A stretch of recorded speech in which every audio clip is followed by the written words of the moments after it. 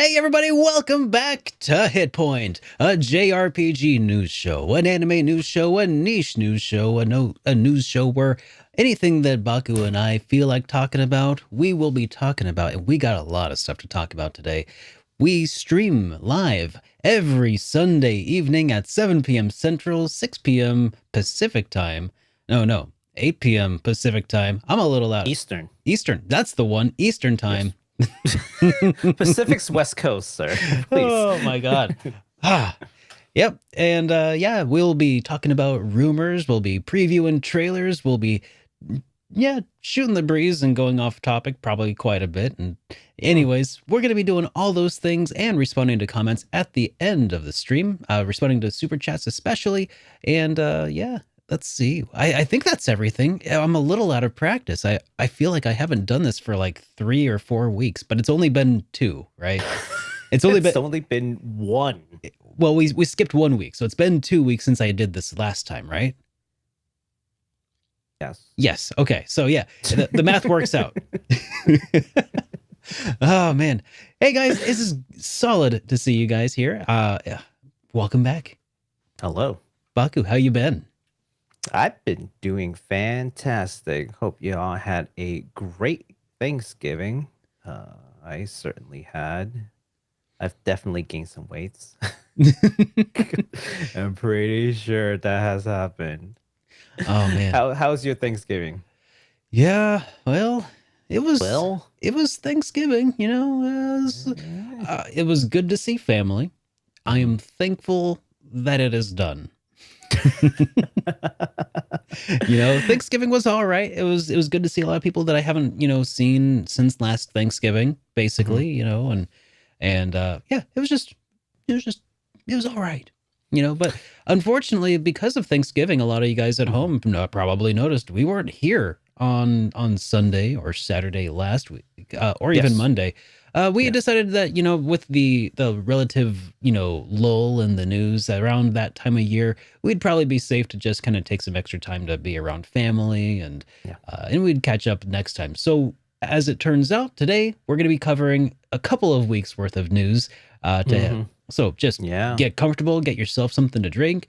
I don't think it's going to necessarily be an extra long episode because it did turn out to be a relatively slow time of year. So, I think our gamble paid off. What do you think, Baku? It's like 2 slow weeks equals like 1 regular week is what we've discovered. So, we have a regular size show today, but that's 2 weeks of news. So, just to put things into perspective, you know what's fun that happened over Thanksgiving? And I think I shared it in my Discord. I didn't put it on Twitter, but I shared it on my Discord.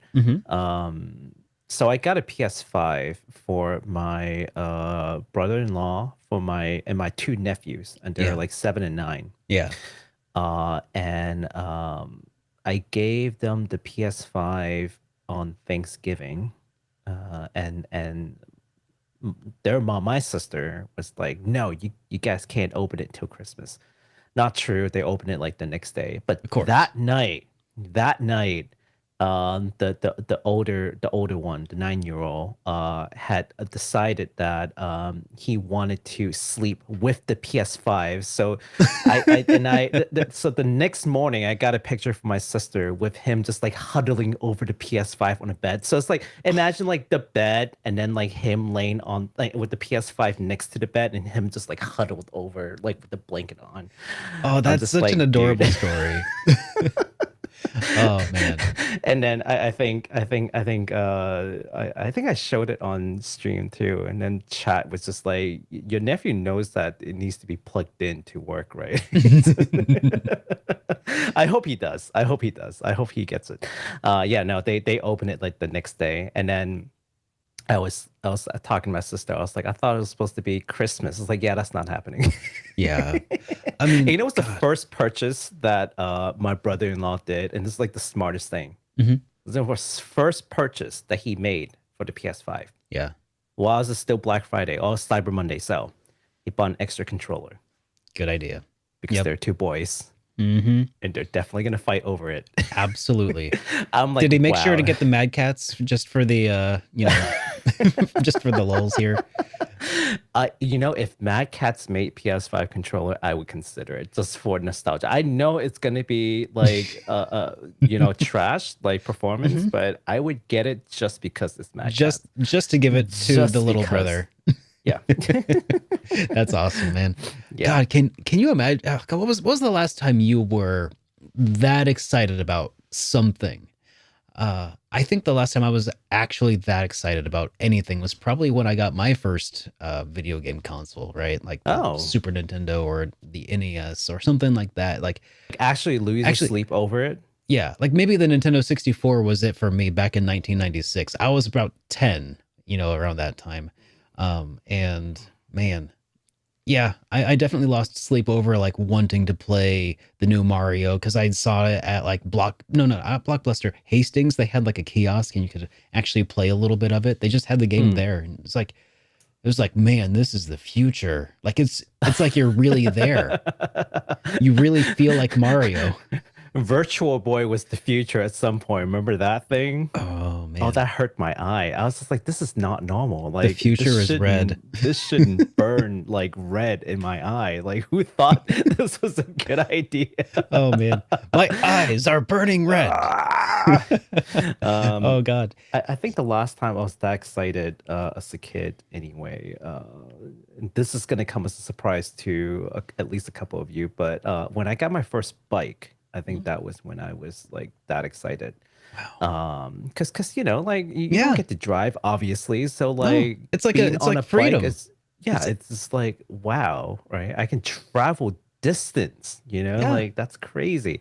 And then it was promptly stolen like 3 months in. So yeah, Oh, yeah. I at don't, least it we got you never through a know what happened season, to it. maybe. But Yeah. that sucks. Oh. My mother was very pissed. My so I was at home, Mm-hmm. okay, and the bike was just like by the garage, and then my mom came home and she was like, "Oh, where's your bike? Like, what do you mean? It's parked out." Yeah. It's like, "No, I thought you like went somewhere. I don't see your bike." And I walked out, it's just not there. Just like that. Jeez. There goes my childhood. I would have been a lot more active and fit if someone didn't steal my bike. That would completely ruined my Hey, habit of working out, yeah, you right? know So, what? You know what, Baku? If you had ridden your bike more, you wouldn't have gotten super addicted to RPGs, and you might be you might be Baku-san bicycles right now. I You would know? no, you know what? And that's the thing. I was way into RPG way before, and I don't think that would have changed anything. So, Oh, but okay, thank okay, you for trying to make me feel better. But no, I'm okay, still mad at the person who stole my okay. bike. Well, anyways, so I wanted to cover a couple of things that have Yeah. been going on over here since last time we started streaming HitPoint, Hmm. and that is now I am finished Golden Sun. We're moved on Mm. to Trails of Cold Steel, which is going phenomenally so far. Uh, Nice. just a quick couple of updates is that so there's that as one. Another Hmm. just been revamping a lot of the stuff over on Twitch, new bit emotes, new Hmm. badge emotes or badge, yeah, new badges and everything. It's Mm. really cool. And then I got something else from my friends over at Switch Wicked. It's just a print test, but I wanted to show this Ooh. off here. Uh Is that a new print? Do we seen? Are we? Oh wait, hold on. this Is is that what this I? is Is that a hoodie? Is that? this this is a Is that what I think it is? This is a Is new that? hoodie. Here's, just a little. I'm gonna. Super Derek And, hoodie. and there's something on the back here. I don't know if I should show it off or maybe I'll wait and reveal it a little bit while longer on. But we were very close. This is the first print sample that they've done for me, and it needs Okay. a little bit of work. They're Hmm. gonna they're this is just the very first thing that they've done, Okay. but it Let's is see. incredibly soft. It feels really good. And I've Yeah. been working behind the scenes on something else. I mean, the little logo on the pocket there, you might have saw that might give some people a hint as to what is going on here with this drop. And I'm working on a small set of let's just say some stickers or something that might go along with it thematically, and Okay. it's going to be a lot of fun, and I'm just really really excited. And that's all I I spent like today see. working on. Was I was actually designing all of the That was the project you were talking about. You're like, "Oh, I'm working on some things." I'm like, okay, yeah, sure. maybe You're I'll always working on something. maybe I'll send you some pictures later on after the stream. But I will take a look. all right. So, anyways, those are the main updates that I just wanted to kind of tease for anybody who's curious. So, if you want to join us for Cold Steel, you can do so. Links are in the description to my Twitch channel, and yeah. Otherwise, I think Baku, did you have any updates you wanted to share before we dove into the news? Well, speaking of trails, I and this is for anyone who is a Trails fan. We just did Star Door 15, and Oh. I'm a little worse for wear, but you know, it's just Mm-hmm. um, I think after the door, I just told chat, I'm like, you know, I just need a little bit of time to take this in. Like, I'm not sure how to react to this right now. Like, I Mm-hmm. know like everyone's like, come on, you gotta give us like a reaction. Like, go ahead, like, because that's what they're here for, right? Mm-hmm. Like, Yep. you've seen the door 50 times. Like, you know Yeah. exactly what I'm talking about. You don't care about the content of the door. You want to Mm-hmm. see what happens when I see the content of the door. Uh-huh. They want a Um, reaction. They want to they want see a they want to reaction. see your soul leave your body a little bit. And I didn't I don't think I delivered because my honest reaction was just like I don't know how to react to this. Like Wow. I'm not shocked. It is depressing, but also not the most depressing things I've seen, but that doesn't Sure. mean I'm not sad about it. It's just like I don't know how to react to this. I'm like, give me a second. I want to really think about this. But yeah, but I think, you know, despite talking to you in the pre-show, like it kind of articulated it, which is to say, Mm-hmm. more so than sad, I'm more impressed with the way that they tackled the topic. Oh yeah. And they did it very tastefully. They did it in a way that didn't have to over explain. They said just enough Mm-hmm. to get you to understand the situation. They Yeah. weren't full explicit, but you know exactly what happened. Yeah. We It don't was need to go into it. The voice acting also from Ren's oh, voice that really actor was sold just it. phenomenal. Yeah. So I think overall it was just like a solid, like no wonder people keep going back to that I like know. point. And for anyone who has not heard the voice acting on it, because you know, Oh. if you played Sky Third on without the voice mod, just like just try it with the voice, Or like just the watch it even yeah, because just watch it. yeah. Yeah. It might not be Ren, worth another like 60 hours to yeah, invest no, into the don't game, go but all the way back. Yeah, I'm sure they've all saved like you know the door, like they can just go back in, they can just patch and just go back in. But yeah, just phenomenal work. Just well done for everyone who's involved. I think that's the takeaway more than like how messed up it is. It's just like let's talk about it from like a artistic standpoint, right? yeah. It was very well done. Yeah. But otherwise, we're closing up on Trails. We're almost done with Trails of Coast, what Trails of Coast, Trails in the Sky third. We're almost done, and then after that, we're gonna start Star Ocean 6 because I really want people to Ooh. see gameplay on that game. So, Yeah. yeah, come on, Tri Awesome. Ace, we got this. Okay, All right. Well, let's go ahead and dive into. I did say we were going to go into the news, but we actually have some comments to go over first. yes, we Actually, do have some comments to go over. do God, you you want to? are out of practice. I know I'm all out of sorts, but do you want to go ahead and lead us off here? Yeah, sure. We've got a comment from Keith A, who says it would be nice if you guys do a collab in person. Like a special episode of game pickups, where you go around video game stores. That'd be a lot of fun. That would be a lot of fun. I One would of love these to do days. that. One of these days. So the reason Baku and I don't stream like together, if you were curious, I mean, I'm sure a lot of you have picked up on this, but Baku's East Coast. I'm no coast. I'm about 2,000 miles from you ish, I think, 2,000 miles. I don't think it's by that much. car. Oh, you don't think so? Let me do a The quick. mileage doesn't change by the mode of transportation. I don't think it's 2,000 miles. Oh, I wouldn't be surprised. You Let's about to see. look it up? Mm-hmm. Just check against DC. You're not going to be far off. Let's check it on maps here. 2,000 miles? I mean, from my house, or from where I am to Seattle is about 2,000. So, Yeah, but and that's I'm kind of in the middle of the states here. Seattle. Let's Seattle is see. all the way west Oh coast. yeah. Oh, so it's 11. It's almost 1,200 miles. See? I Okay. was like, 2,000 miles a lot. Yeah. Okay. Well, we're over Uh, 1,000 miles away from each other. I it's mean, still quite far, honestly, yeah. anything over 500 feels like 1,000 miles. So, I can't exactly walk over to Derek's house to say hello. Let's just put it that way. It's like I'm but in need of sugar, neighbor. but I do like the idea. At some point, Yeah. I do have family in the area in Pennsylvania, and which is, Mm, it's close enough. yeah, close Yeah. enough for government work. Uh, so yeah, maybe at some point when I'm in the area, maybe we could meet up and do something like that. It would be a lot of fun. You just got to write off in your business expense, like travel expenses, write off your taxes. Oh man, you're right. Yeah. You That'd come be. by. No, and we're doing a thing, right? We're doing a thing for the YouTube, Mhm, and this is a business. You just write it off. That's your travel expense. that's Like, we true. shot a special. I mean, I mean, that's the thing. Like writing something off as a business expense does not suddenly make it free, though. It just means that It's you're not paying not. taxes on it. Yes, but that's still better than nothing, I guess. It's I like a don't know. 10% discount. Come on. So It depends if you it go by works. standard deduction or itemized deduction too. Yeah. So yeah, I know. For all the folks who are watching from Europe or like anywhere but America, they're like, "What are you Oh, talking our about? What's taxes all are these so things?" dumb. That's just yeah, no, it's complicated. Let's not get into it. Okay. So But we got anyways, another yeah. comment here from Jowan11. I Hmm. hope I said that right. Who So too. says I would call Crisis Core the new Crisis Core a remaster plus. The combat has been tweaked and there's new summon cinematics. Those are two new things.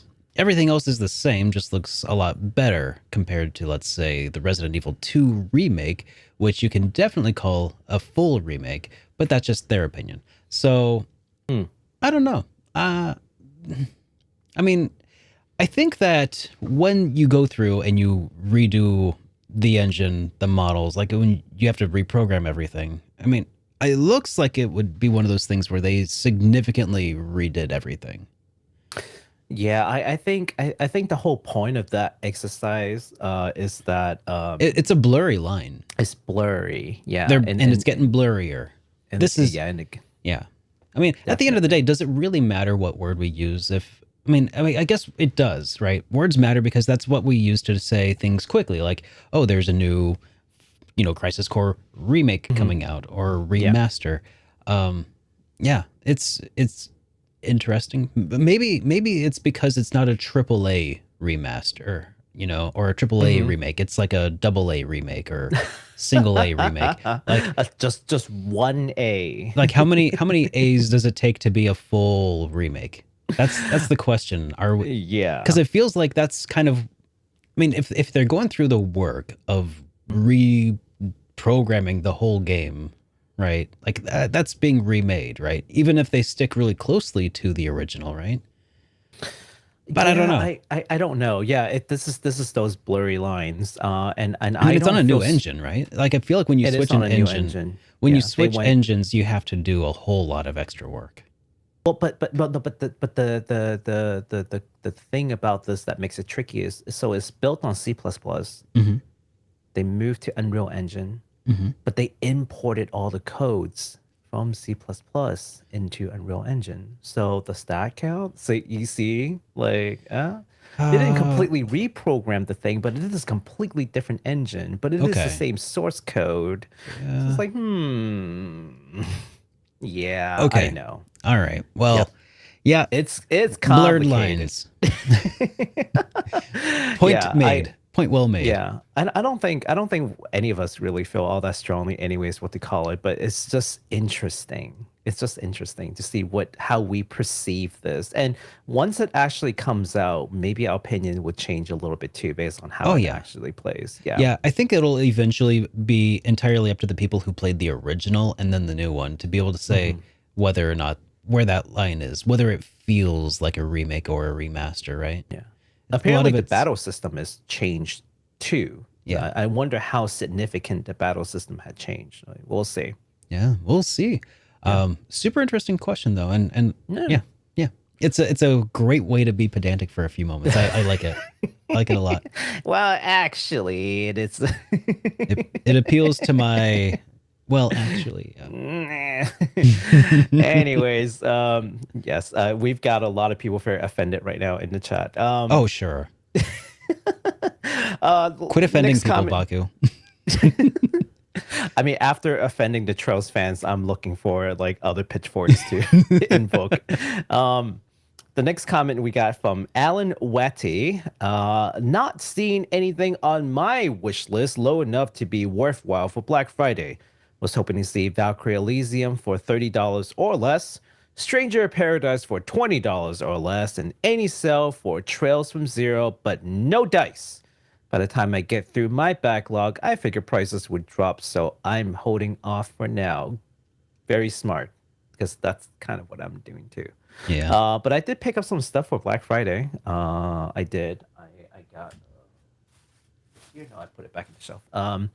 I got the Persona 5 Royal for PlayStation 5, which my mod will continue to make fun of me for not having even played the PS4 version. In fact, I let a friend borrow the PS4 version that I bought in day one, and I got it back, and I still haven't played. And I went and bought the PS5 version like an idiot.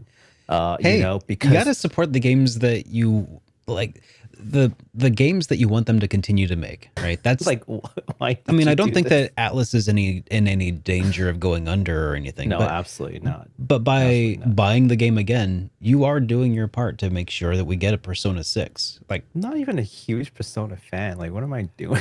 I'm not complaining. I am, and I appreciate your service, Baku. Thank you. You're welcome. Also bought Valkyrie Elysium, Black Friday. I bought Diofield, Mm-hmm. Diofield Chronicles. Yeah, yeah, I yeah. still cannot remember I the think it's actual name of Diofield, that. but you know, Diofield, yeah. one of those. Yeah, and I think those are the couple of games that I bought. But I did buy an AeroPress for Black Friday. So there's the Oh, non-game purchase. I bought oh, an okay. AeroPress. Mm-hmm. And I think it's so far it's been a game changer. Now that I figured out how to use it, it's the fastest coffee I've ever made in my life That's with a awesome. water dispenser. How about you? What did you get anything fun for Black Friday? So on Black Friday, I was in Omaha, Nebraska, Okay. visiting family, and that was fun. And then Mhm. we went as a family to Goodwill, and I didn't find Okay. anything. You go straight, you just walk straight to the game section, just be like, look for treasures. I Just was also went looking treasure for like hunting. stereo equipment and Okay. furniture that would match the rustic aesthetic of my studio. Just Hmm. little things here and there. I never shop for me anymore. By the way, I'm always shopping for my studio or for things that would make like production easier or That's faster. still for It's you. it's for me, but it's like, yeah, it's my hobby, but it's Hmm. also my business. It's also Yeah, my so you job. can write it Like, off your business expense. I'm telling you. yeah. Well, anyways, I didn't buy anything though. That's the point. Hmm. Long story Right. short, I did not do I did not do Black Friday good. But You did you I did did not pop on. contribute to the economy. I did actually contribute to the economy though by Okay. there was a Black Friday sale on, it just happened to be there Hmm. on the Brainwaves website, which is, to get some replacement ear pads because these are getting a Oh, little okay. long in the tooth. They're a little out of cushion, so Right. I'm getting some Makes nice like sense. thick angled like sheepskin headphone pads. They're gonna be Oh, really cushiony. I'm fancy. very much looking forward to those. Oh, I forgot to bring this up. And this is a game that we're gonna talk about later too. But I did score. Someone on Discord Congratulations. know me about it. You're welcome. Oh, yeah, I mean, thank you. Wait, what? I did score a copy of Digimon Survive for $17. Oh yeah, $17 from GameStop. Yeah, it was that's this pretty like rad. crazy sale. Yeah, but the catch is that you need to either pick it up in person or you Mm-hmm. need to get enough for free shipping. Mm. Thankfully, my brother-in-law was getting that controller Aye, and then adding my game together. We got it over the $59 minimum, and we got nice. free shipping. That's So awesome. Yeah, All so right. Digimon Survive. Yeah, we'll talk about that later on in the show too. So yeah, but thank you so much again, guys, for writing to us in the comments. Please continue to write us little comments. I read all of those religiously every day, Monday morning, Tuesday morning, probably.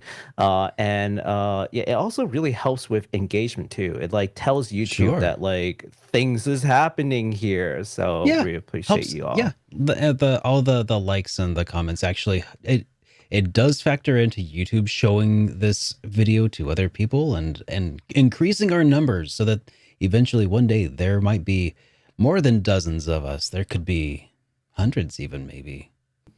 Maybe. I Yes. don't know. Dream big. By the Dream way, big. we Yes. do also have a voicemail that we received today. Oh, Well, actually, it's not today, but anyways, if you would like to leave us a voicemail, you may do so with the phone number in the corner of the stream, which is 785-337-3805.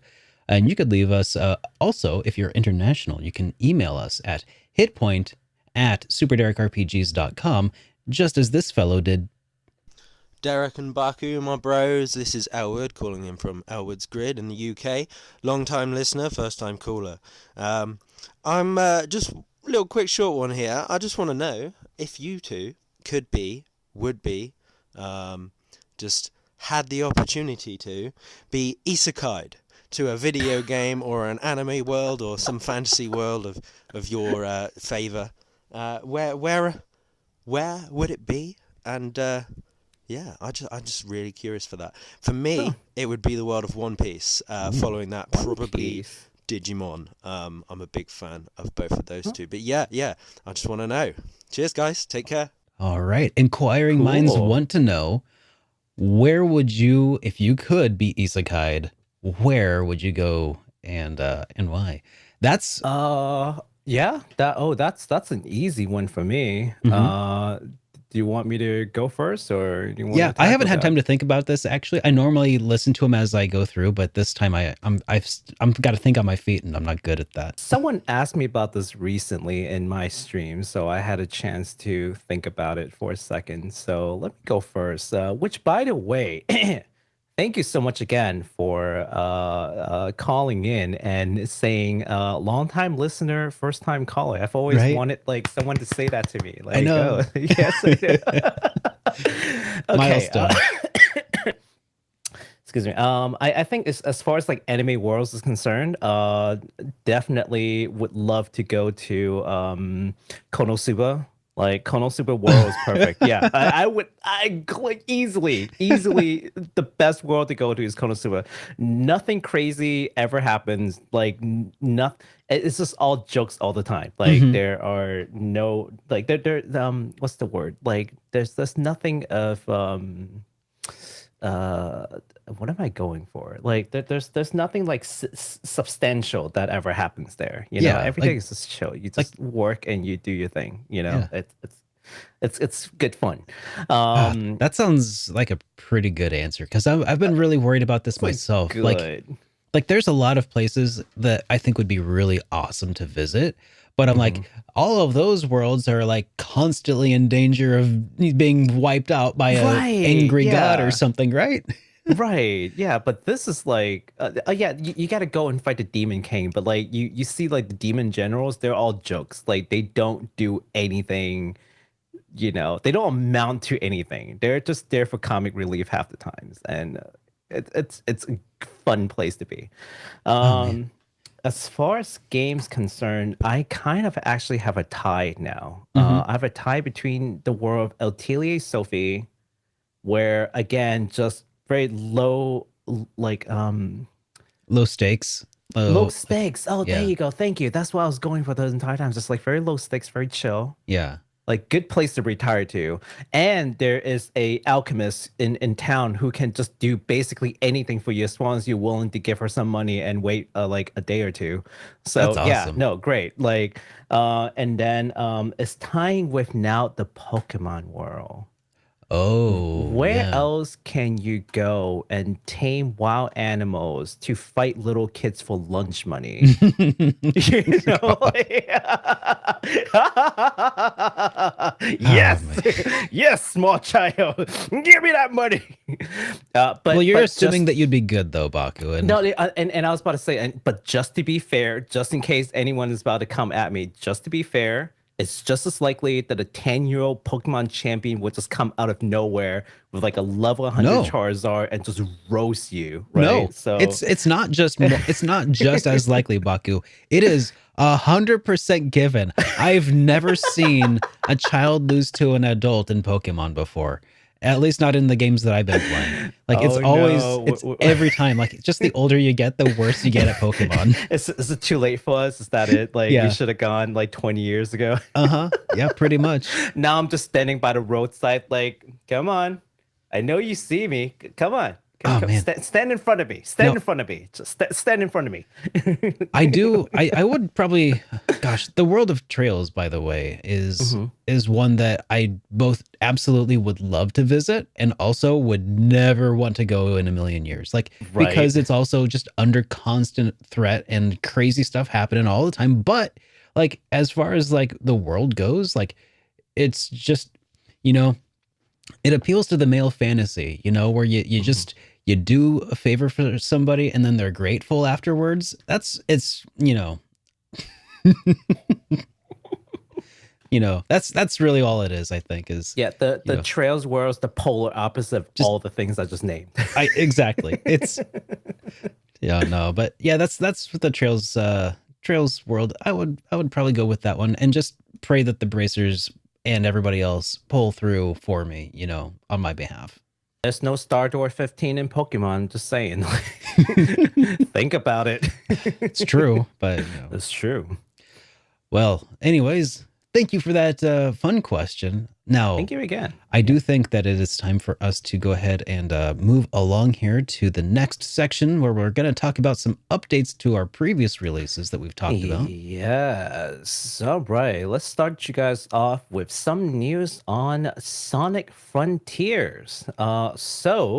SaGa announced a roadmap for content to be added to the game in 2023 over on Twitter. There are lots of items on the list, and I'm not going to go over all of them, but most notably, there are some new players, new playable characters, including Tails, Knuckles, and Amy. Oh. And best of all, and get this, just like amazing, get this, it's all free. All free. No kidding.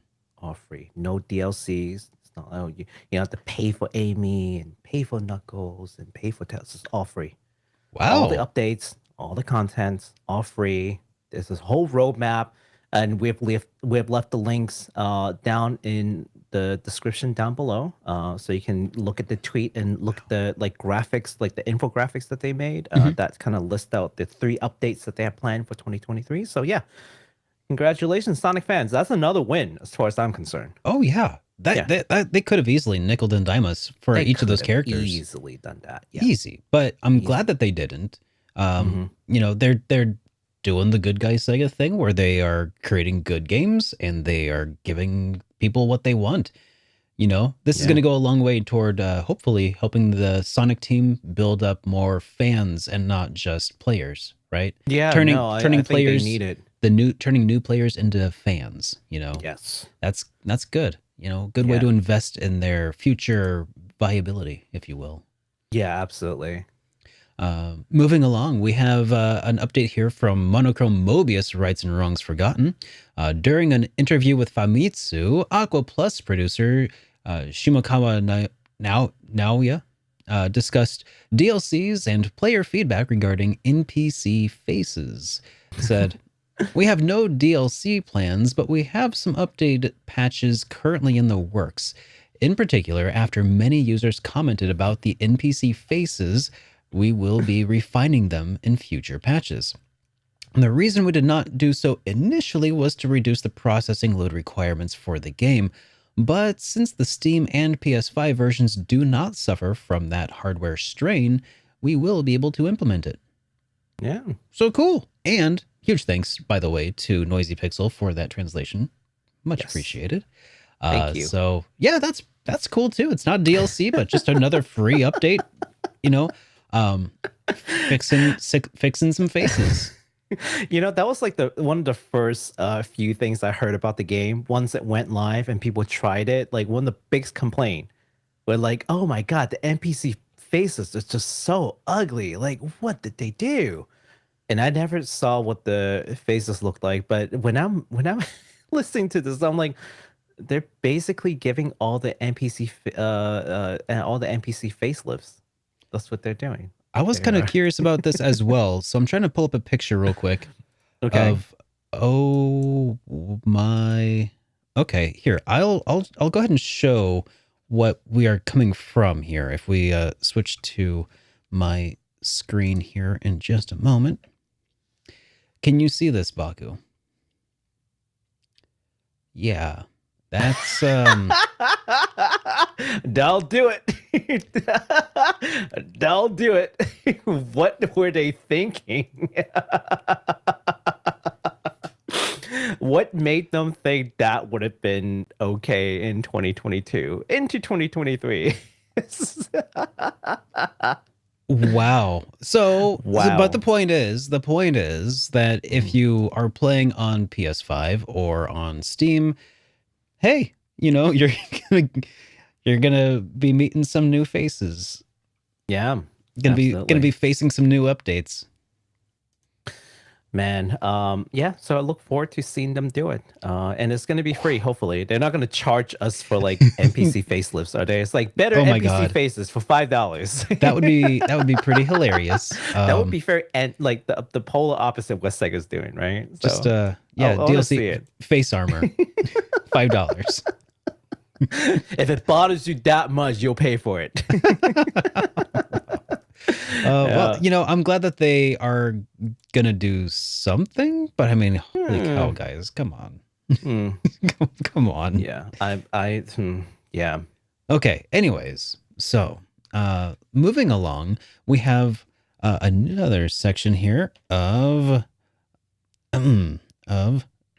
games coming out this week ish. Ish, Or because maybe we last week. skipped the show, so yeah, Or maybe, they're ones from new last games week too. who previously were coming up and also are still coming up. Starting yes. with Disgaea 4: A Promise Revisited. The release we need to talk about tonight is Disgaea 4. You heard that right. We're talking about the fourth installment of Disgaea in 2022. Yeah. Almost 2023. The game Almost 2023. What? the game is now available for iOS and Android. So this is for some of those viewers of us who we've heard from over the last few months as we've been going over HitPoint.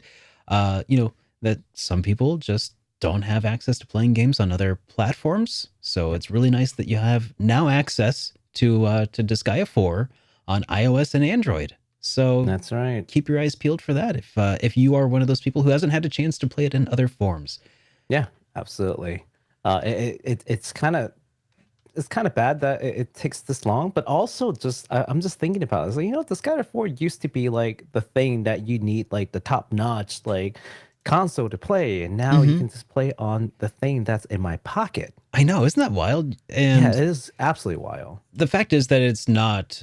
I mean, mobile games get a bad rap because a lot of times they're just designed to drain a person of their money. This is not going to be one of those cases, right? This is going to be something that is No, this is a once and done purchase. Yeah. I never. I was just go on a limb and say I would never encourage people to play gacha game. I would never like recommend it. I would never advertise it. Yes, this is a once and done. You buy, you own it, you play it. Yeah. That's how I that's how I play games. So Yeah. So, I mean, with this, I hope it's compatible with controllers. You know, you can get Bluetooth so. controllers with like a clip, and then oh man, that would be the way to do it. Just on your commute or something on the bus. Yeah, I think was it Razer sells something that like just like clips onto the side of the phone and basically turns into something that's kind of like a switch. Yeah. So Kind of And cool. 8-Bit Do also has a controller and a clip that attaches to the controller Yes. and the phone, which is really neat. Oh, dude, I love that controller. Like Yeah. I don't have the clip thing on it, but just the controller itself. Oh, yeah. The 8-bit Do SN Pro. Pro 30 Plus. Yeah, That's what I so have. good. Yeah. So good. Yeah, definitely recommend. Not sponsored, but they could sponsor us. Call Not us. sponsor. Yes, but please sponsor. All right. And the next game that we've got is something that came out a couple of days ago while we were away. The first of the Front Mission remakes launched while we were away on hiatus on that 1 week break. We do have a launch trailer that we can look at. So we want to just take a look at that.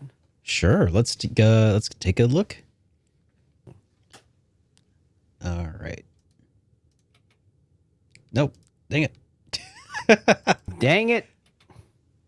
I was laughing at this because it's just this violence. Violence. Violence never Violence. changes. Is it going to play? Oh, Is come it? on. I think so. It's Will it play?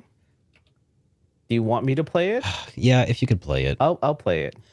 God dang it. I was looking up Violence. Yeah, you were raving about the hotkeys. What happened? Apparently they don't work when you're here. Classic I don't know. Japanese turn-based tactical RPG, finally available worldwide. Finally available worldwide. Finally. First Remake is coming back better than ever. The remake features 2 game modes for full immersion. 2 game modes. Play the classic mode to feed your nostalgia. That is pretty good looking. That's the classic mode. Mm-hmm. Or try the new modern mode, bringing the front mission to the next level. What's the modern mode? What's the difference? Play with the original isometric view. Or use the free camera. It'd probably be helpful I think the if I free played camera before. is in modern mode only. Oh, I see. Use the new and, mode to master the modern mode.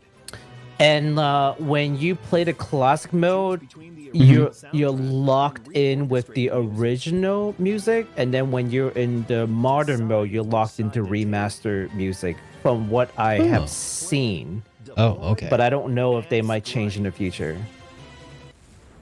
That's what I've seen people talk about. So yeah. Yeah, so that's your front mission first. I haven't haven't gotten it yet, so I'm actually looking forward to trying that soon. Oh, I gotta I got it. Okay. Yeah, so that's front mission first, the remake of this like Super Nintendo game, I'm pretty sure. Now, a viewer had asked last time we did the show, so like 2 weeks ago, whether there would be physical copy for the game, and at least at the time there wasn't. So I responded in the comments section like, "Oh, there isn't that I've seen." Well, things changed. Okay, like as of like 4 or 5 days ago. We're happy to announce that there would be a physical edition available from a the company called Forever Limited, and they have not 1 but 3 different physical editions of the game. So I'll just quickly go over what they are. Do you want me to? What do you want to switch over to my screen really quick? I'd be happy to. Yeah. There you go. So there are 3 versions. First, you have the standard version, which is what they call unlimited version.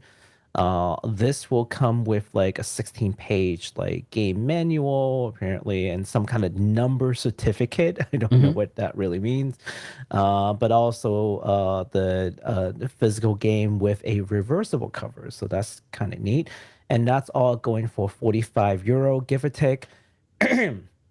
So that's the standard version. Now we've got something called the limited version, and when they say limited, they're saying, hey, this is actually limited. We're only going to make 2,000 of these, and that comes with a custom case. Well, not custom case, like a collector box, some kind of a steel book, which I don't see here, but also some pins to go along with that.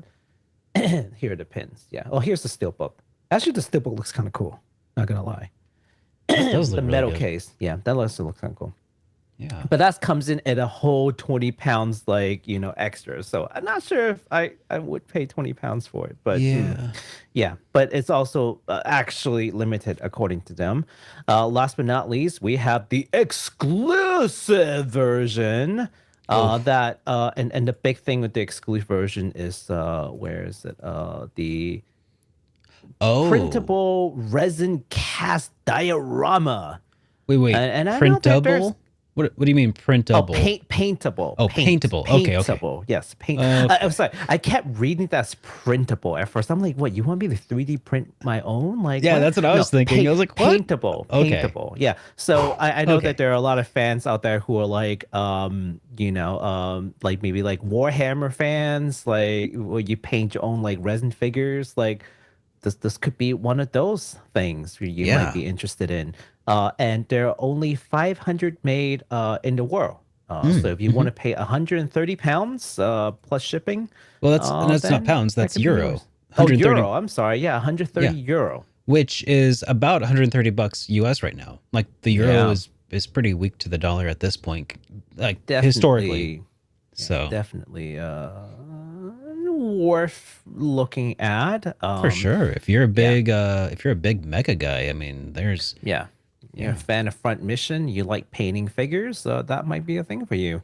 So we'll leave the link to Forever Limited store down in the description below. Go check it out and tell them we sent you. Yeah. And then we have another game. So the remastered version of the 2005 game Romancing Saga Minstrel Song is now available on PS4, PS5, Nintendo Switch, Steam, and also mobile phones, which is pretty cool. Now, the most notable addition of this to this game, rather, is that the new playable characters have been added.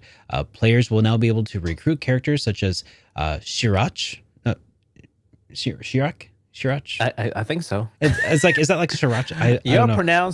Your pronunciation is as good as my guess on it. Cool. Monica, Marina, Flemar, and Aldora to the playable party. In addition, Aldora will also have new story content told from her viewpoint, and there is also a trailer, which let's see if I can actually make this work or not. Let's try. Nope. I got it.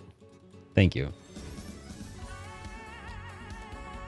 Oh, The man. character models are still ugly as all heck. Yeah, there's some of that. Nothing would change my mind. There's something very uncanny about them that just... Yes. It's not I don't know what it is. It's not quite Uncanny Valley because they're not realistic enough. It's just like this weird mix of almost realistic and then totally not.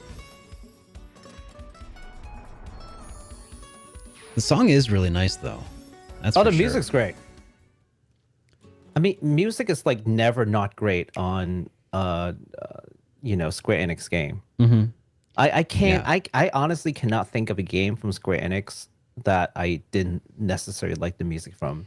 Didn't we talk about this once? I was going to say something about DQ. I just know it. He's just he's typing right now. He's typing Dragon Quest right now. I think that is something that we actually asked about before. Like, and the only answer was Dragon Quest 11, basically. Yeah, but I don't play DQ, so I don't care. Sure. Yeah, but like all the other games like Final Fantasy, the SaGa series, Chrono, anything, the Mana series, like the ones that you can like think on top of your head, like they all have fantastic soundtrack. I know. So even the worst are usually, even the worst are just forgettable at worst, right? Yeah. And they're not like terror bad. Yeah. Yeah. But the best are like, that there are whole concert series dedicated to these.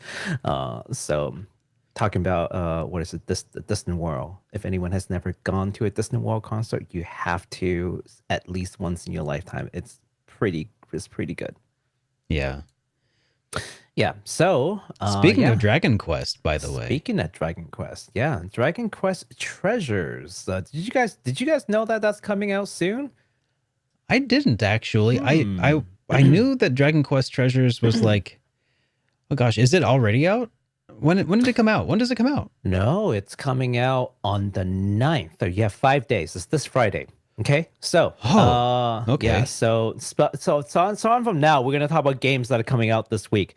We got the treasure hunting action RPG Dragon Quest Treasures slated to release on December 9th, which is 5 days from now, on the Switch exclusive, at least for now.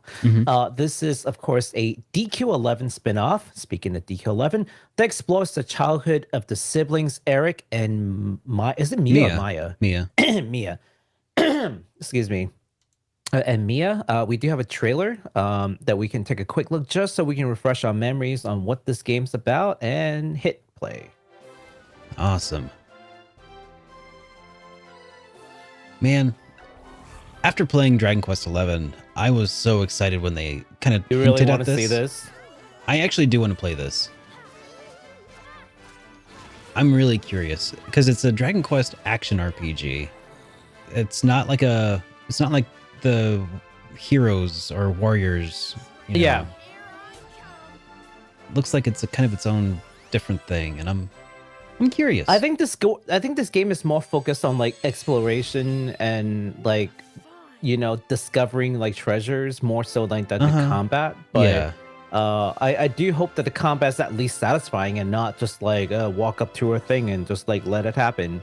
Ooh, yeah. I mean, that would be one way to ruin it for sure. But that looks like it could be good. Yep, December 9th with pre-order bonuses. Will you look at that? Nice. You know, I had actually put together the docket today so that you would cover DQ Treasure and Trinity Trigger, but you totally flipped it. So now I'm just like, okay, I guess I'll take those. Okay. I even put it in order so that I'm like, well, Derek's gonna want to talk about DQ. Derek's gonna want to talk about Trinity Trigger, and then like you just like flipped it on me. I'm like, okay, I guess I'll take those. We can flip it back if you want. If well, you want it's too late now, Derek. I think we know the answer. You really want to talk about this next one, don't you? You know, I thought I would have an easier time talking about it, but no, I'm gonna leave you to it now because you insisted. Okay. All right. Well, in that case. Well, but before we move on, though, I do want to throw this out there, and this is kind of a just from Baku kind of comment on DQ Treasures, and that is there's a recent announcement from this talent group called this VTuber group called Hololive, which you guys know follow. We've talked about them a bit. Yeah. So there's a talent on there named Usada Pekora, and in Japan she is getting her own themed monster in Dragon Quest Treasures because she's a big DQ fan. So it's kind of cool. Yeah, in fact, there's another talent who's a huge Sonic fan, and they had her own DLC in Sonic Frontier that we're not getting in the West, which is kind of BS. But so I'm just throwing that out there as in like, hey, cool little tidbit, but I usually don't talk about news that don't involve like availability in the West. That's why you didn't hear me talk about like the Sonic DLC. But I also kind of want to bring up, just be like, you know, there are these things still that we're not getting from Japan, which is kind of disappointing. I figured at this point in time that they would get it, that like whatever you have in Japan, chances are we kind of want that too, because like we're pretty caught up with your media. So like you didn't think that there would be fans outside Japan? Like, come on. Maybe. I mean, because here's the other thing. Like, how many of us do you think are actively into VTubers? I don't know. That would be a good question for chat. Actually, that is a good question. Yes. I wonder if I can start a poll. Folks who, this is just my personal take, I could be very wrong, but I feel like if you are into like JRPG and then by extension anime, like there's a good chance that you have at least touched on VTubers. So that's kind of my guess. So there's definitely a healthy population out there that warrants these kind of content being made available. Does that make sense? I mean, it doesn't really hurt them anyways, because they're just gonna pay some royalty to to the company, but that's the same as you paying royalty in Japan. So the content's already made. So there may be a very practical reason why they don't do it. I wouldn't know what it is. I But suspect I have a suspicion here about whether or not, and I did start a poll, by the way, if anybody's curious. Ooh, a poll. Yeah, I started a poll in the chat here, and here's I think on the broad scope, the Japanese developers would be absolutely correct to assume that most of us, and when I say us, I mean American, Western, European enjoyers, purveyors of video games, would probably not really be really following, VTubers, and probably we wouldn't actually give them in general a good return on investment of the localization process for a lot of the stuff. However, there is a niche within general Western gaming that is niche fans. Just to, We to did kind of say we will talk about niche stuff, right? just to We sort of did clump us all say. together. But yeah, specifically fans of Japanese RPGs, of visual novels, of maybe shmups. There's a Venn diagram here of us in this smaller niche of gaming, where we do actually have a higher propensity to maybe enjoy That's a good word. and maybe spend money on that DLC. So maybe, but Yeah. but maybe not. I feel like there's also still a gap, a language barrier, because we can't watch live Japanese content if there's not also a way to enjoy it in English, unless we happen to be so far into the niche that we're like, okay, I'm learning Japanese to enjoy it directly from the source, inject That is very a dedicated. VTuber directly into my veins, right? That is very dedicated. No, and to that I would just add two things, right? The first thing is the content that they're adding. I mean, yes, it is based on like their likeness and there's some in jokes, but overall there's not a whole lot of like language in there that like requires you to know the language to enjoy the extra content. The other thing that I would say is it's not even just the VTuber like content, but there's a lot of content still that's locked in the Japanese version of the game that we do get in the West that we don't end up getting those contents. So Yeah. it is actually a broader point. Yes, VTuber, Sure. that is a thing, but also just like other things too. And it's been like this forever. I mean, it's gotten better over time. There used to be basically most of the DLCs you won't get. Yeah. Now it's more like 10% DLCs you don't get, which is As, significantly better. as somebody who has I'm glad that you brought this up, because I have a different perspective of somebody who's literally never paid for DLC. It does not bother me when it's like, oh, Japan's getting some DLC that we're not, because my perspective is like, oh, well, I wasn't going to get that anyway. It's just, and it's not even like it's not even like I was like, I just assumed nobody bought DLC, but I guess that's not the case, right? Like, people want this stuff sometimes. That's the way it exists. I don't know either. I mean, look, from my perspective, I don't know why people pay for gacha games, right? But Yeah. here we are with like Genshin Impact making like literally $1 billion in a year in their first year. So clearly someone is giving them money, right? But if you ask me, like, why would I ever pay for digital content I don't get to own? Like, that doesn't make any sense. And I don't know what I'm paying for. It's a gamble. It's literally a gamble. Call it what it is, right? These gacha, this is a gamble, right? But here we are. Like, people are paying big money for these. So Well, somebody in the chat here, somebody in the chat here recently mentioned that a lot of these are also free DLCs, which that also would make a lot of sense that that wouldn't get localized if they're not going to monetize it. If it's something like really easy to localize, like that doesn't involve language, like including just a monster or something, like, yeah, we should probably do that. We should probably get it if if it doesn't require localization, but still. If I was a company that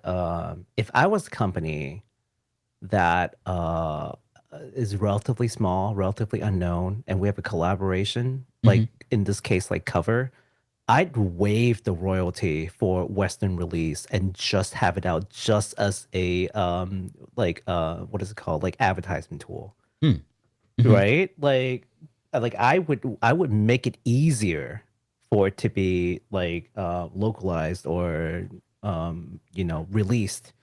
So and there are other things too. Like there's certain magazine like Famitsu has like certain crossovers that we never will even see. Period.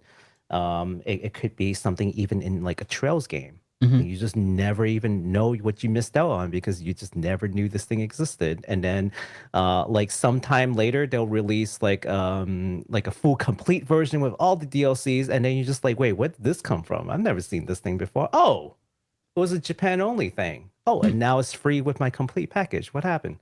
I think that has happened with like Persona or something. Like it was this one game that had something like that. But it's just interesting to see. But we have definitely come a long way from where we were before. So there's that. All right. Well, that was a super interesting kind of tangent. By the way, I started a second poll about whether or not another poll. Yeah, a different poll. So the results of a day. I know the first poll results. By the way, 2/3 of our audience do not watch VTubers. That is significantly higher than I thought. Same here, right? I thought it was more like 10% of people would watch it. Yeah. No. Wow. Apparently, of the people in. I mean, we have definitely got a sampling bias here. I think Baku. Yes. Like we're talking about the people who are watching us are probably the hardest cores of RPG fans who are far down the rabbit hole, right? If you're here, then you guys are totally hardcore. So with that in mind, but a game like DQ Treasure would match our audience pretty well, don't you agree. think? It's not exactly mainstream. Yeah. So yeah. Anyways, back to telling our fans how cool they are for being here. They also after 35 votes as of right now, about 57% they say that they do often buy DLC, which is 44% that don't, which is pretty interesting. And I'm definitely part of that 44%. So I buy DLCs, but only when it's like an expansion, like something or another. Like I don't do cosmetic DLCs ever, unless it's part of a package. But like I would do like story expansions or like something to that effect. Yeah. Or if it's like a bundle sale, which happens on Steam a lot. Yeah. Like, oh, just buy this entire bundle. Like it's cheaper than just buying the game. Like what? When I get DLCs, it's usually bundled in because I bought like the complete edition of a game. Right. Yeah. So I don't know if that counts or not. Probably not. I don't know. I never download the downloadable content, I guess. Personally. Sometimes you know what? Sometimes like check for free content because there's just free DLCs. Like they're just there. I probably should. I should probably. But that's how they get you. That's how they get you to see what they have up for download for all the other stuff. And I think it was it wasn't Star Ocean 6. It was like this game recently that I was installing and I was looking at their DLC. Oh no, it was East. Okay. It was East 8. East 8. And I just put it into my PS5. I'm like, oh, let's see what kind of DLCs you have. And it was just all like consumable item DLC. I'm like, what makes you think I'll pay real money for fake items? Consumable items that I could probably farm in the game. Like, well, I mean, there are some people who just don't have the time, and that's another reason. That's a whole other discussion topic. That's a rabbit hole we could go down another day. But let's go ahead and move along. We should save these. Oh man, yeah. Okay. Remember what we were talking about earlier, before the show. We just save these. All right, sir. I'm ready whenever you are because I'm ready to hit that play button. Okay. So I'm on play button. Moving along. Samurai Maiden from D3 Publisher is going live on the 8th. So just a few days from now, and it's coming to PS4, PS5, Nintendo Switch, and PC via Steam. Yes. This is an action title that will have you playing as Tsumugi, a modern teenager who has been sent back in time to save not to save, but to the Sengoku period. So let's take a look at this. Yes, take a look at this. I remember back when this was Project S Maiden. And we're I like, was like, I was convinced that was just going to be the name. S Maiden. Mhm, yeah, it's just Project S Maiden. They got the voice acting down, so is that. But you know, Oh yeah, this is the totally realistic, super historical. hyper realistic. I would call it hyper-historical. historical fiction, but it's historical fact. Yeah, that's what the Sengoku era looks like in Japan, for Mhm. sure.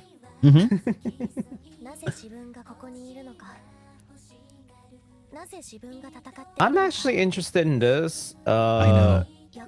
But I am hoping that it doesn't just look pretty, that it will actually play well. Oh, me too. Because that's my big worry. Is like sometimes these games, they would make everything looks ultra cute and pretty and whatnot, but it just plays like trash. I'm just like, Yeah. don't disappoint me, please. Is there any please be gameplay good." in this trailer, by the way? Yeah. Like, There are, but they're also like pre-release, like, you know, what is it called? Pre-release sample-ish yeah, I got you. things. Pre-release so, like, footage. I can't go buy it. Yeah. Yeah. So, I mean, heck, look at Pokemon. I mean, even yeah, even Pokemon had issues. お前は知っていたのか。今日本能寺で何が起きるはずだ。 This, by the way, is Kiryu's voice actor. He sounded familiar. Yeah, no, that's definitely Kiryu's voice actor right there. So I'm just like, yay, Kiryu's voice actor is here.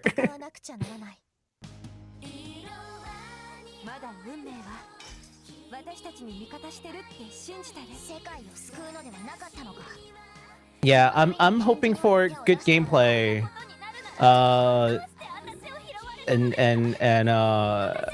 I've actually been looking for like a good action title to play, because lately I've just been playing mostly turn-based stuff, so I kind of want to like hop back in. Yeah. I mean, I do have like 3 East games to play, so there's that. So I'm not like short on action titles, but Yeah, but that, yeah. you know, would like it'd be to really nice to get have a good new action title. You know, a new IP would never hurt, right? Yes. Beats turning turn-based into an action, or yeah. Yeah, I think we can pause here. Okay. Yeah, I think we're good. So, yeah, that's coming soon. All right. I might just play this like off stream. I'm not gonna lie, this look, I don't know if this is like gonna be like a guilty pleasure game, or like, can I stream this? I don't know. I will We'll play find and out. figure We'll it out. find out I'll live. figure it out. Yeah, I'll Is this figure going to it get you out. banned off Twitch? Who knows? I hope not. Like, There's nothing there that would indicate to me that it would, but I mean, you never know. when it comes to Japan, I just Did it say it was rated T?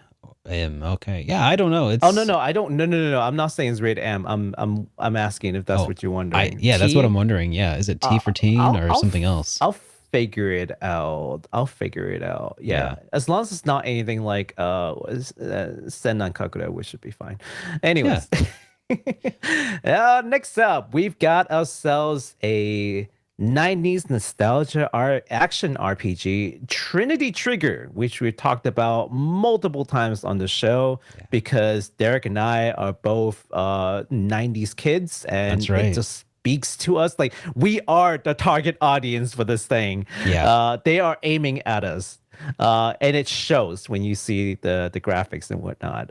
This game is coming out on December 9th. Wow, December 8th and 9th is going to be very busy for us. It's going to be nuts. Yeah. Mhm. And I reached out to Xseed about this, and I'm like, hey, can I please get a code? Because I played the demo, and you played the demo too. Yeah. We both really I liked it. You had mixed opinions about the AI, I think, but Yeah, I think they can change that though. yeah, we'll see how it is. But That's the thing they can fix. I want to see how they do. Exceed, if you're listening right now. I hope they get back to me. Yeah, get back to it. Yeah, so this is coming out on PS4, PS5, and the Switch. Players to control Cyan, Elise, and Xantus as they travel the continent of Trinitia.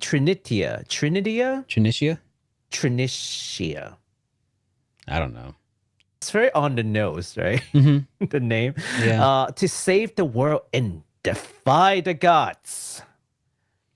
Shall we watch the what is it called? The announcement trailer. Yes. I think this is new. So some of it is. I mean, Yeah, some I of don't it know. is. I've seen the Japanese trailer. I think this is pretty similar to the Japanese trailer that we saw. Probably.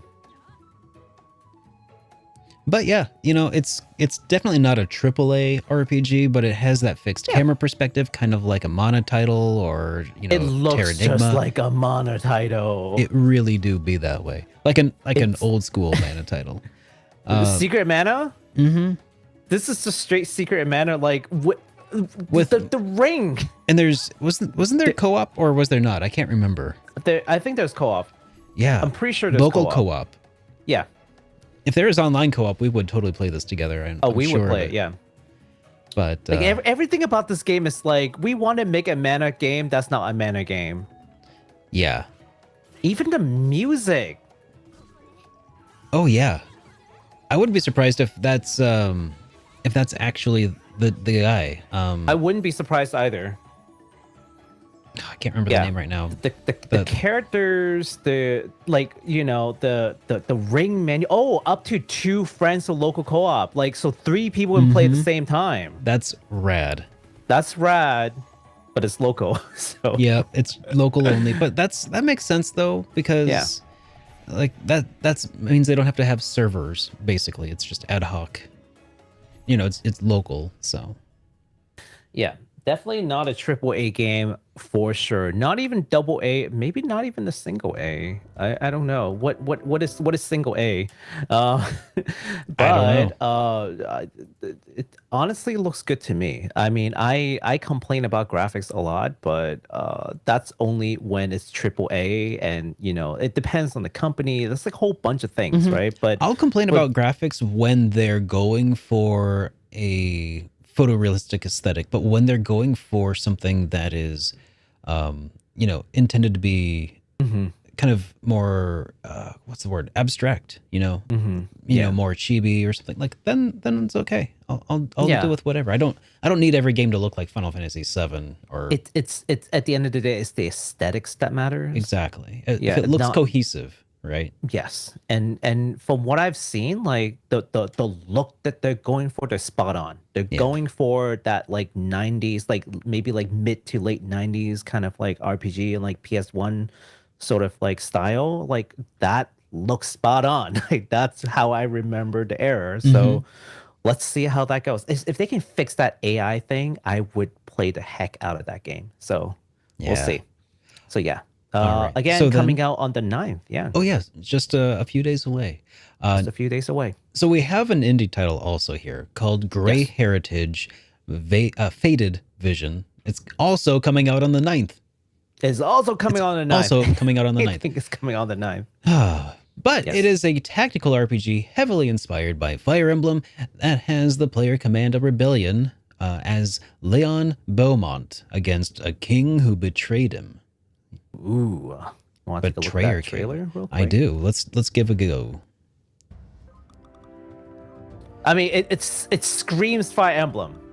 Mm-hmm. Like, let's not kid ourselves. Like, even the battle looks very like Fire Emblem battle. It obviously it ain't my cup of tea. I feel like it's if it was a more zoomed in camera angle, ironically, I feel like I would like it more. But because it's like pixel art, but it's like zoomed way out. So zoomed out. Like, I don't know. I think- wonder if that has something to do with like the pixels. Well, the art's nice. Oh yeah, the art is really nice. The art's really nice. Maybe I could get into that, I guess. I don't know. Maybe. Something about it looks I don't know. I think it's because everything is zoomed out on the main map field that just makes it look weird to me. Yeah. But that's just my stupid opinion. It does feel a little odd zoomed out. But that actually looks pretty good. So yeah, indie title coming out on the 9th. Yeah, Super. keep your ears and eyes peeled for it. All All right. Let's see. Okay. All right. So are we ready to move on into the new games territory? Yeah, I think I'll Are we take this one. Are we swapping back? Are Yeah. we swapping back? Yeah, I'll Do take you this see one. do you see what I did now? Like I do see what you done. Yep. I see it. So I'm gonna go ahead and I even did it on purpose. I'm like, I'm gonna sort it out. I'm gonna make it really easy for Derek. and I just threw a monkey wrench into things, didn't Yes, I? you sure did. Because I was just like, I'm gonna take this one, and I'm gonna take that one. I even colored the first thing just so like we can like you have an order to go with. This I know. man. All right. Well, let's go ahead and lead here with this one here. Okay. Publisher Prime Matter and developer Arrowwoods just gave us a brand new trailer and launch date for their upcoming mystery turn-based RPG, Mato Anomalies, where you play as a detective Doe, or is it Doe? Probably Doe, right? I don't know. I have DOE. no idea. And Probably Exorcist Doe, Graham. honestly. Okay. Yeah. So that detective Doe and Exorcist Doe. Graham, who must lean up team up with to investigate a strange anomaly around the city of Mato. You want to take a look at this? Take a look All at this right. trailer. I've got to be honest with you. This is probably one of my most one of the games that got me most hyped. I know. It does look really cool. It looks so good. Well, you know, a detective does. And have to do I a good really job.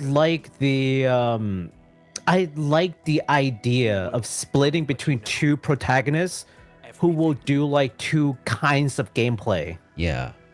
So like Doe will do like the detective work in like the open map to like move the story forward. And then Graham primarily is where you go into the dungeons and like do the actual fights. Back off, unless you wish to die. This is above your pay grade. This is Graham. Yeah. So here's the battle. It looks great.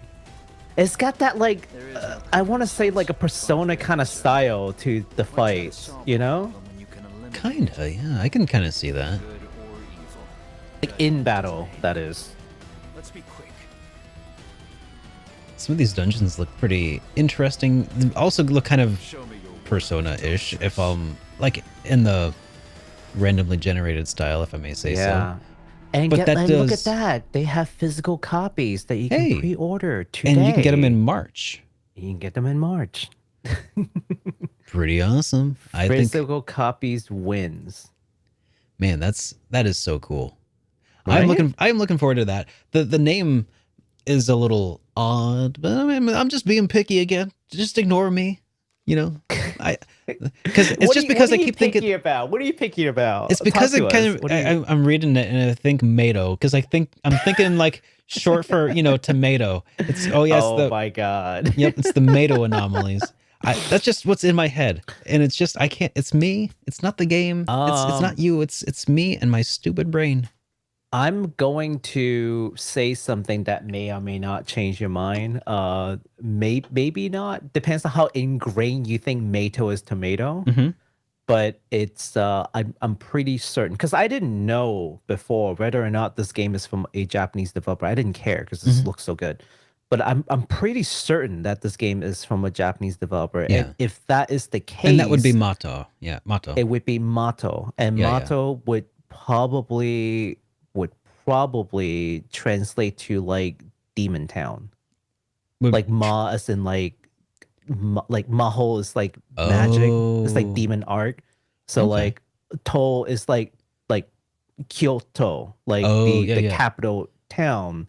So To Oh. is like the city or the town. So like Mato is like the town of like demon. And Okay. I guess looking at the That does help actually. That you know, does.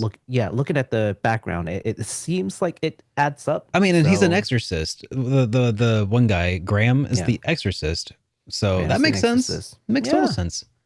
Cool. Cool. I don't know if that changes how it depends on how ingrained you think Mato is. I mean, we'll see. I didn't even think about tomato until you brought it up, and now I can't like unthink this. Thanks a lot. You've ruined it. Sorry. It's The it's game my still looks brain. cool, I was though. born with it. Game didn't- still looks cool. So Yeah, it does. I'm looking forward to that. Okay. The next game that we have is actually our thumbnail game. And that is Yes. one such game called Like a Dragon Ishin.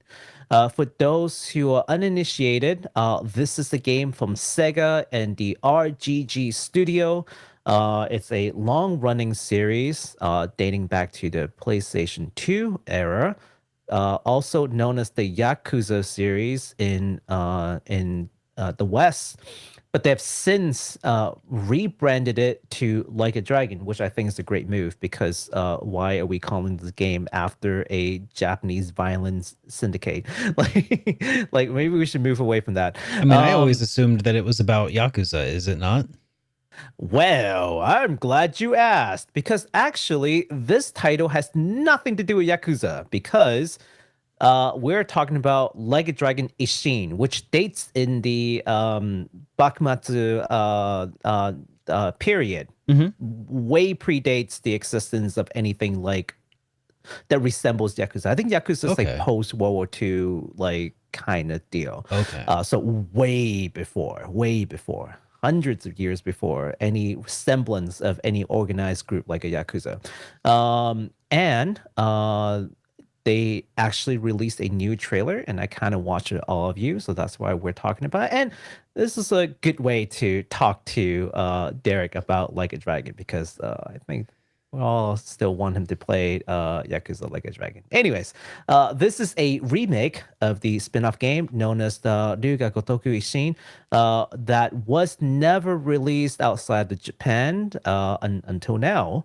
The game follows the historical Sakamoto Doma, who will fight through Kyo, which is the old name for Kyoto, to find the masked man who was responsible for murdering his mentor. Ooh. And that's how the story begins. So let's take a look. Okay.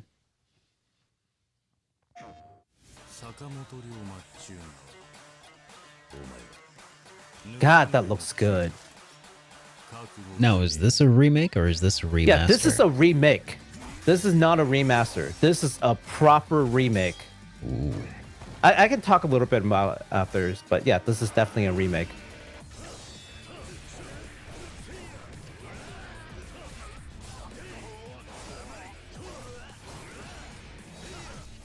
Lots of blood everywhere, but you know. Is there that much Thus blood were the in days. most? I was gonna say, was there a lot of blood in like the previous RGG games? Oh, look at that. What a cowboy. Wow, a real gunslinger.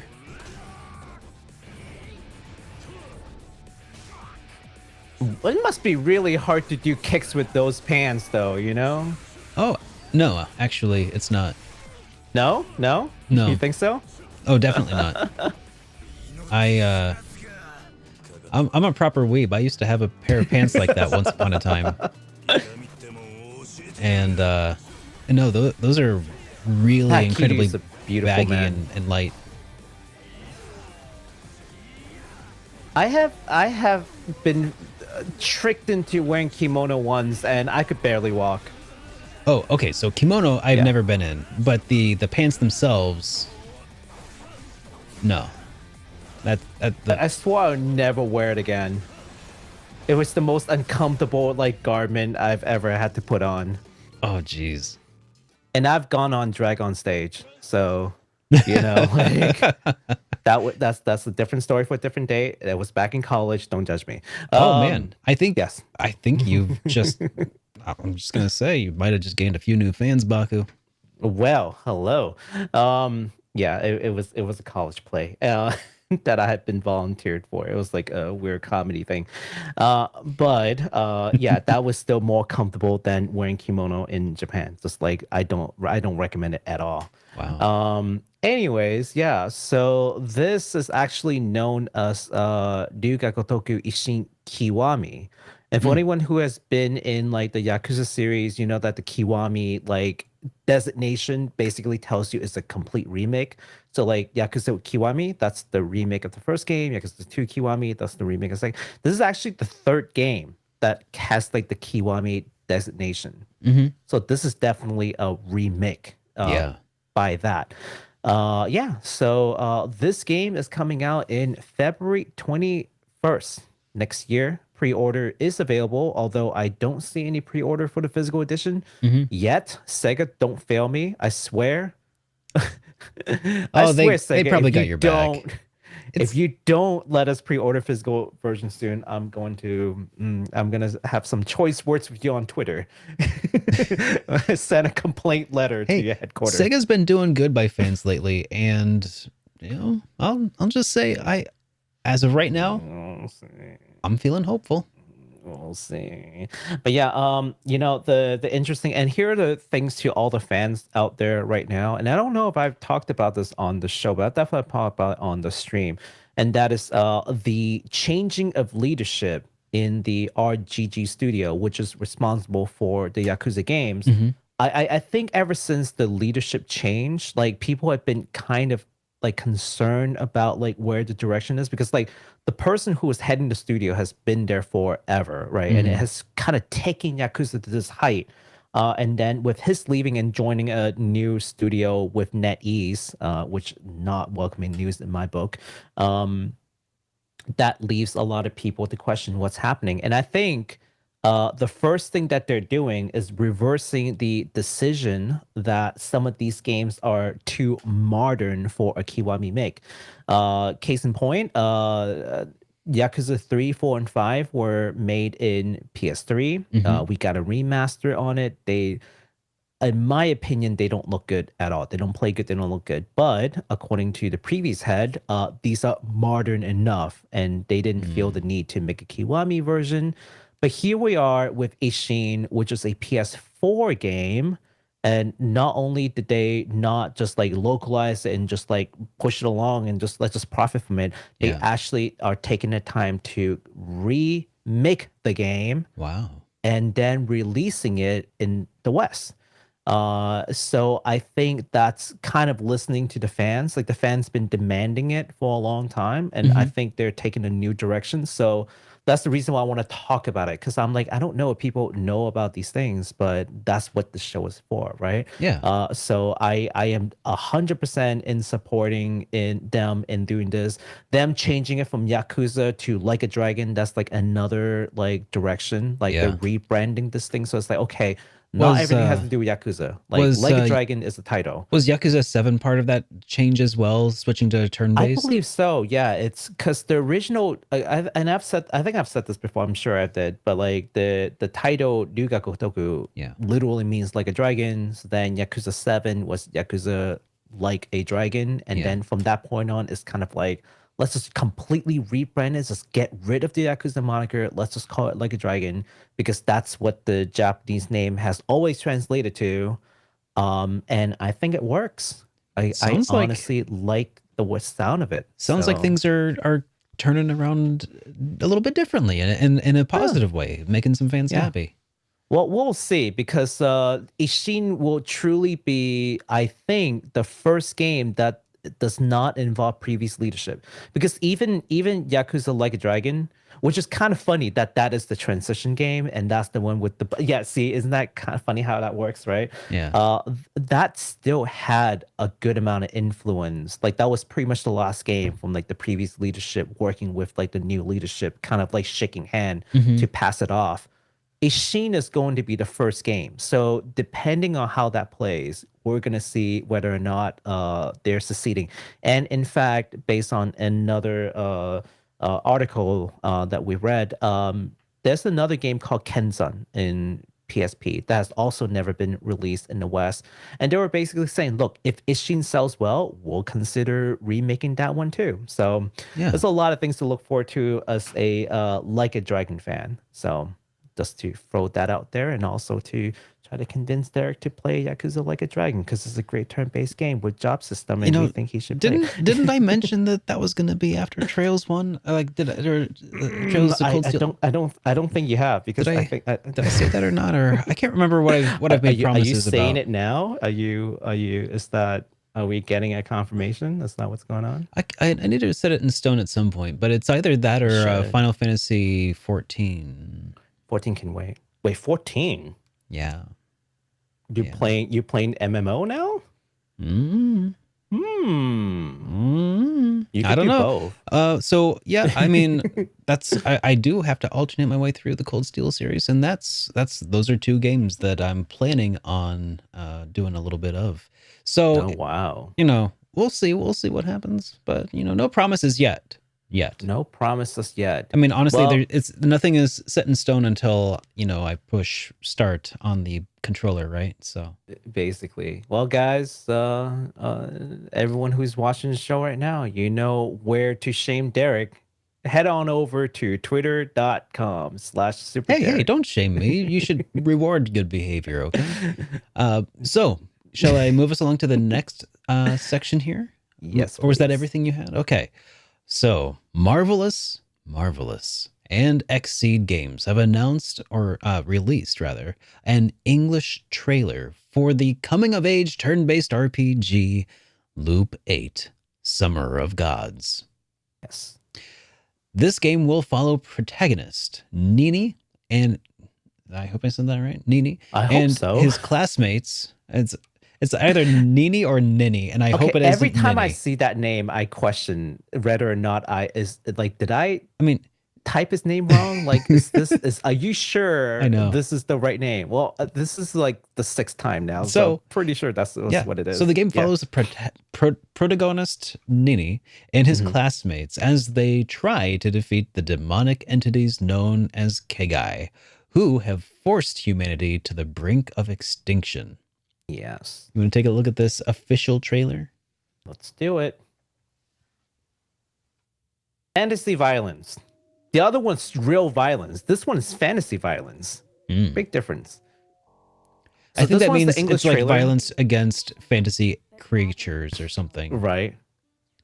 as opposed to like other humans. Actual, yeah. World where humanity faces extinction at the hands of otherworldly entities known as the Kegai.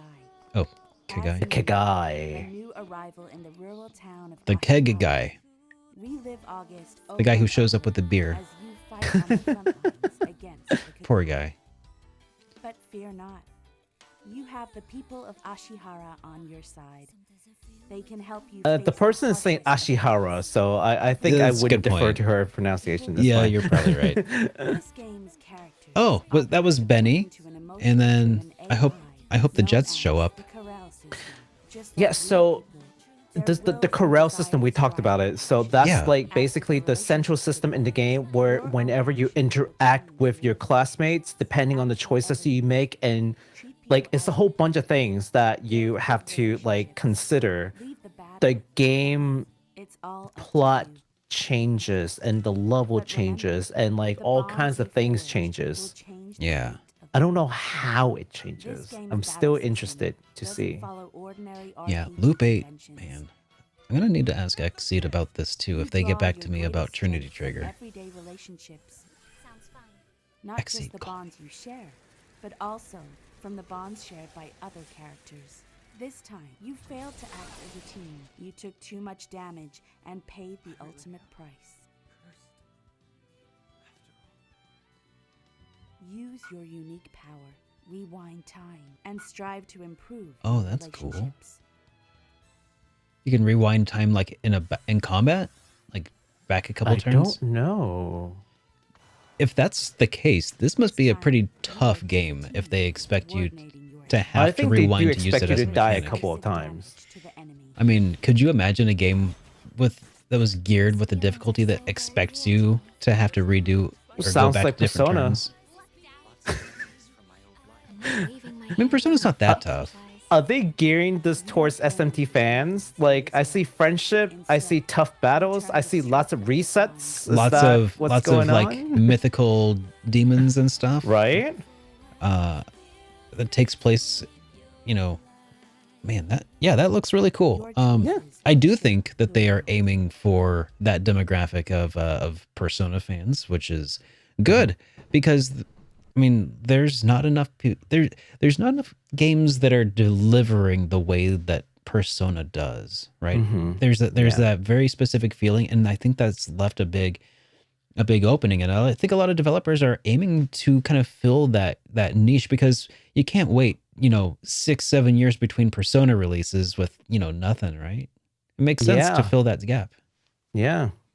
Absolutely. So yeah, I do recall that this game is a little bit like Higurashi, where like you have to relive like a certain time. Like when you fail, you have to kind of go back to Yeah. a certain point and like just relive those times. So like it's an interesting concept. I don't know how it's gonna work in an RPG. Will it be like an NS8 situation for all you Haruhi fans out there? You know what I'm talking about. It's like Oh, it's God. fun in concept, but like terrible Yeah. execution absolutely kills the series because it's so dreadful. Oh, I lived I know. lived through Endless 8 in Jesus. in a go.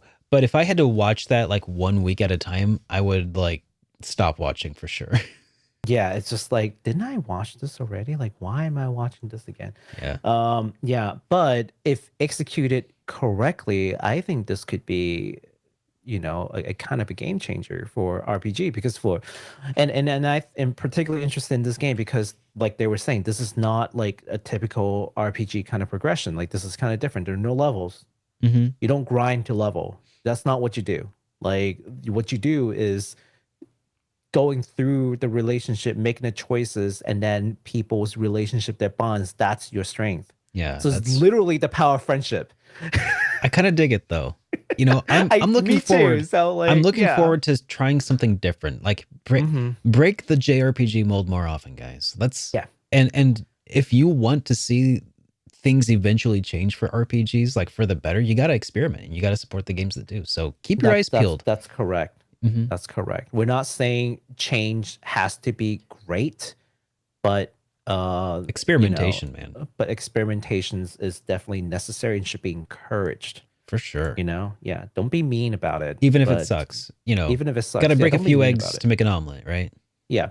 Yeah. So, by the way, the release date, I'll cover this real quick. The release date is March 21st, 2023 for PS4, Xbox One, Switch, and PC. Good. If Amazon is to be believed, because I pre-ordered the game, which by the way is out for pre-order, and I pre-ordered it, and it says it's available on March 21st, 2023. Okay. Now, if Amazon's wrong, then spring 2023 is the official announced date from Exceed. So if that's wrong, feel free to blame Bezos. Yes. All right. Don't blame Baku. Yeah. I'm just telling you what I saw. All right. All well, right. The next game I think is extremely interesting. Here's another interesting title, and it is not a JRPG, but I do want to talk about it. This game is a two-player puzzle adventure game called BOKURA by the developer Tokoro Nyori. Mm-hmm. Now, what's interesting about this game is that this is a two-player co-op game to be played on two separate devices. Okay. Local or over a network? I mean, it wouldn't be local because it would be like on two devices. Okay. So like imagine like two separate switches instead of like one giant screen with two controllers, right? It has to be two devices because while you're playing the same game, the two players perceives the world differently. Oh. Okay. Uh-huh. And the only way I can know what you're seeing, obviously, other than peeking over and looking at it, is through communication. Okay, I see. And this game is available over the internet because it's on Steam. So I could be playing with you. I won't see your screen, but I'll be playing it. And then we would be at the same map, but you would see the map completely different. Like the aesthetics, everything's different. But we're playing the same game. We're trying to solve the puzzle. We're trying to help each other get through this whole thing. That would be really fun to stream together sometime, I bet. I think it's a very interesting concept. Again, whether or not they can execute it correctly, we'll see. But let's continue to talk about it. So the two players will see two different worlds. Players can share what they see with their partner through conversations as they tag team to progress through the side-scrolling adventure. I think probably better just to show you what this thing looks like than to just talk about it. So all right. It sounds kind of meta, about perceptions that, different perceptions of reality, and you have to communicate to bridge the gap. I think it's definitely there's some kind of meta statement to this, and it's in Japanese, but don't worry. The Steam version says that there will be full English subtitles upon release. So, Oh, gross. yeah. So you might see robot. So this is one perception. You've seen this like kind of like robotic kind of reality, Sure. and then this animal people kind of reality. It's the same world, as you can see. Like they map Yeah. 1-to-1. Uh-huh. It's also a little bit dark. I saw like one was like a rusted down piece of machinery in the background, Weird and the other was corpse. like a corpse of a deer or something Yeah. with flies. Oh, But yeah. creepy, but cool.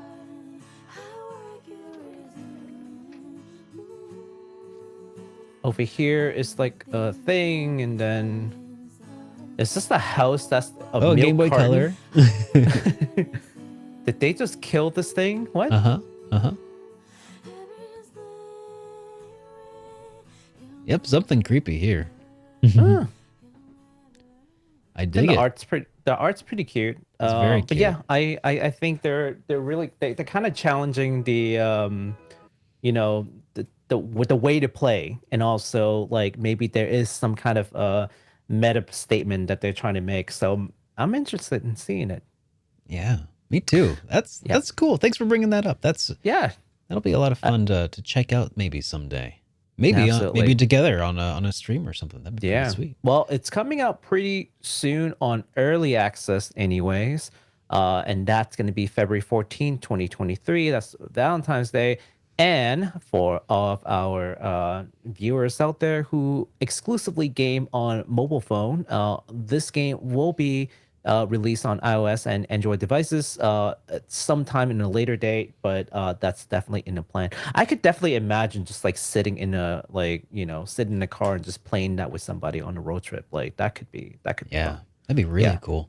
Yeah. If you could do it on a road trip, like with over like local network as opposed to Yeah. like internet network. And without vomiting, because Oh yeah, if you're like, I get car sick when I stare into a thing. mhm. Yeah, but I don't get sick on like what is it called, roller coaster. In fact, I love roller coasters. Yeah. But if you get me in the car and you tell me to read a thing and Oh, yeah. focus, I will definitely vomit on you. Yep. Yeah. Well, so we have another piece of game that was announced that I'm actually really excited for, and it was originally going to be the thumbnail for the episode, but then Baku's like, "Hang on, you can't just talk about Yakuza or rather, Like a Dragon, and not include a thumbnail." It's like, okay, fine, all right. I didn't But think this one anyone's gonna actually recognize it. When I was looking over the docket, this is the one that stood out to me as being possibly really cool. Okay, it's a new IP. And it's gonna come out. It's not coming out for a while. 2024. Set your expectations in check. Okay. Yes. Please. So this one's coming from Fahrenheit 213. They just announced a new side-scrolling roguelite RPG called Tsurugihime. Tsurugihime. Yeah. Tsurugihime. There we go. Third time's the charm. So several Fate, Grand Order, and King Hearts and Dissidia developers are behind this. Kingdom Hearts. Kingdom Hearts. Yes. Yeah. Kingdom Hearts and Dissidia Kingdom developers. Hearts. Yes. Yeah. Sorry, gotta put the dumb back in Kingdom Hearts. Not the knockoff King Hearts. Yeah, That's the. So Kingdom Hearts developers and Dissidia developers and Fate Grand Order developers are behind this brand new title that will have players decide on how the protagonist will spend her 100 days before the final battle. You can fight enemies, you can get stronger, or do absolutely nothing at all and just spend that time resting in peace before whatever happens. Yeah. But sounds kind of like an interesting concept, and it looks really pretty. So let's check out that trailer. Yeah. And whatever you do will basically determine how the game plays out.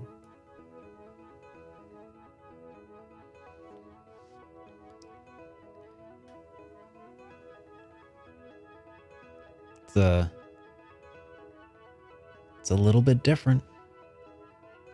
That's a lot of lightsabers. Those are actual lightsabers. And now they're regular and those sabers. are cloud swords. You know, lightsabers or regular sabers? Which one's your favorite? I will take regular sabers. Okay. The last battle is 100 days.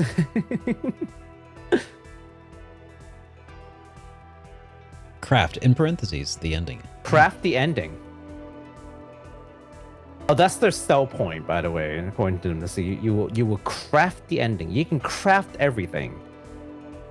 Wow. Okay, so yeah, it's hard to make out much of what's going on here with this trailer. It's a lot of... Yes. It's a little I think they're still in the annoying, very early but stage. Yeah, of course. So they're still over 100 days. Over 300 days. It's in the fact. RPG that crafts fate.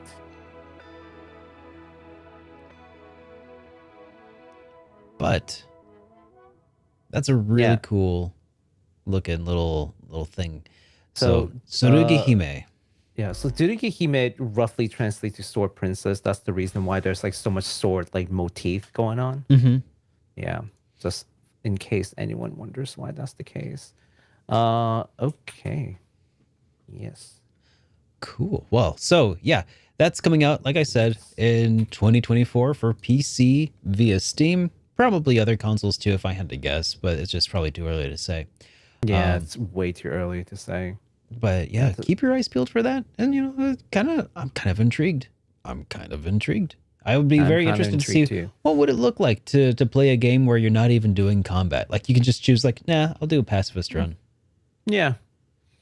I think we need more games like that. That kind of like breaks from convention more. So yeah. I think these last couple of games that we put together are basically just that. Yeah. And I swear I didn't like curate like the playlist so that they end up being that way. Like they just happen to be that way. It could be like some kind of a transition, to be honest with you.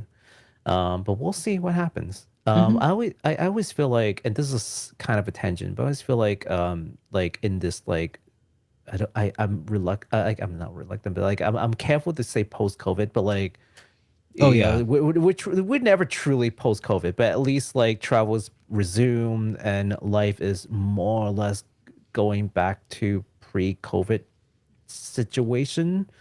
I think that this is like a transition point in game development. A lot of games that we've seen in the last year were like things that had been planned like even before, but were delayed, and then they were just like, well, shot out altogether. Yeah. But now we're starting to see games that were truly planned either during COVID or like, you know, in the like in the more wake. relaxed time. Yeah, and the wake after it. Yeah.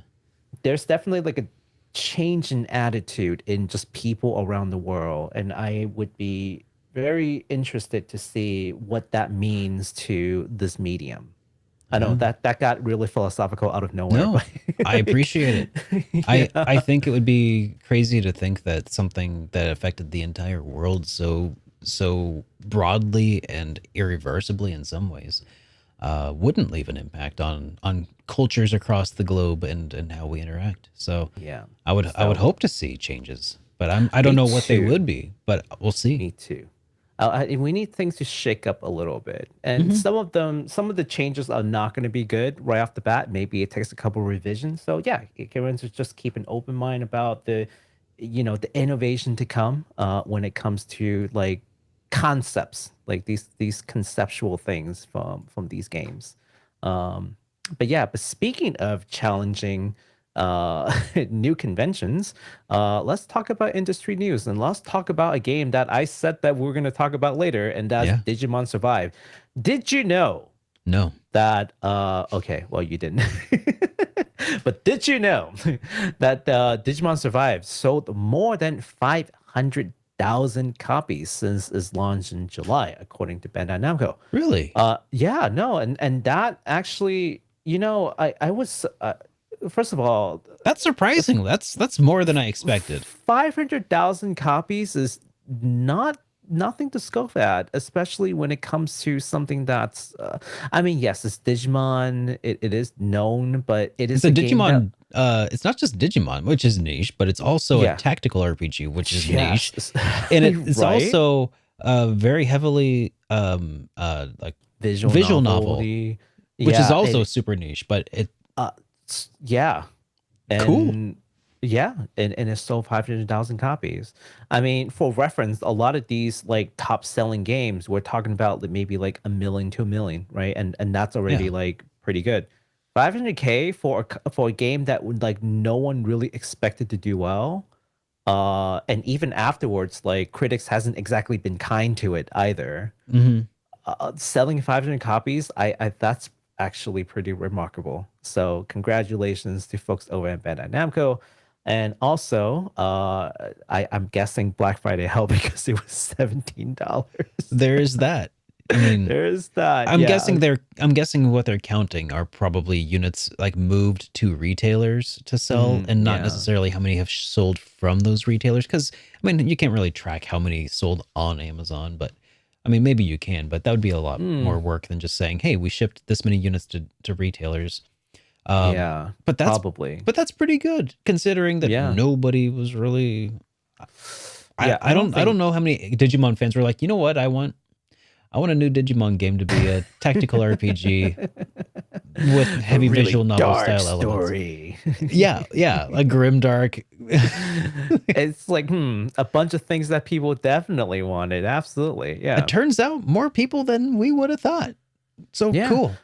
I'm happy that they found a new area, a new direction, right? A new way forward. No, a couple of people actually, like, because I kind of talked about in my stream, and a couple of people actually said they really enjoyed the story.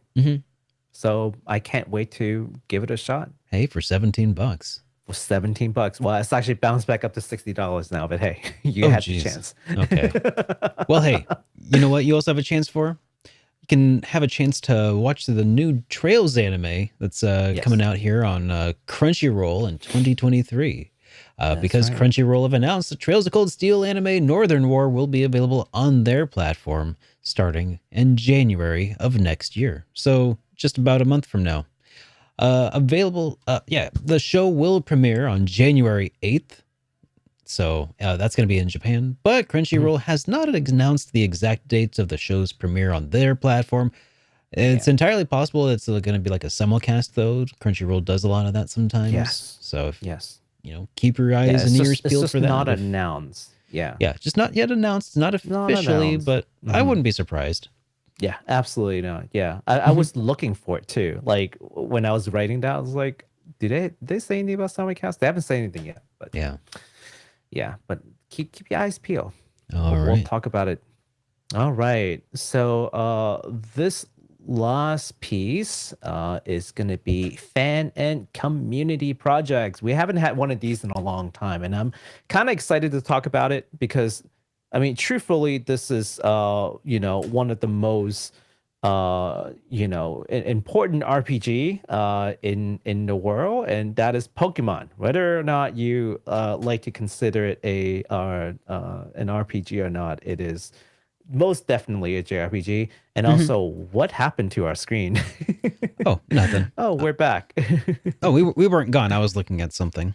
Oh, okay. So, all right. So here's the deal, right? So this is for anyone who's been keeping up with the news. I know it's hard to keep up with the news when we're not doing this HitPoint podcast. I know, but if you had been keeping up with the news, the release of the new Pokemon Scarlet and Violet has been, let's just say it's been rough. With many players experiencing glitches and performance issues. And now, while they might not be a whole lot, the Pokemon company can do with data hardware. And that's a whole debate that we won't get into because, boy, it's been pretty fierce. That's a rabbit hole. Yeah, that is a whole thing that we're not going to get into.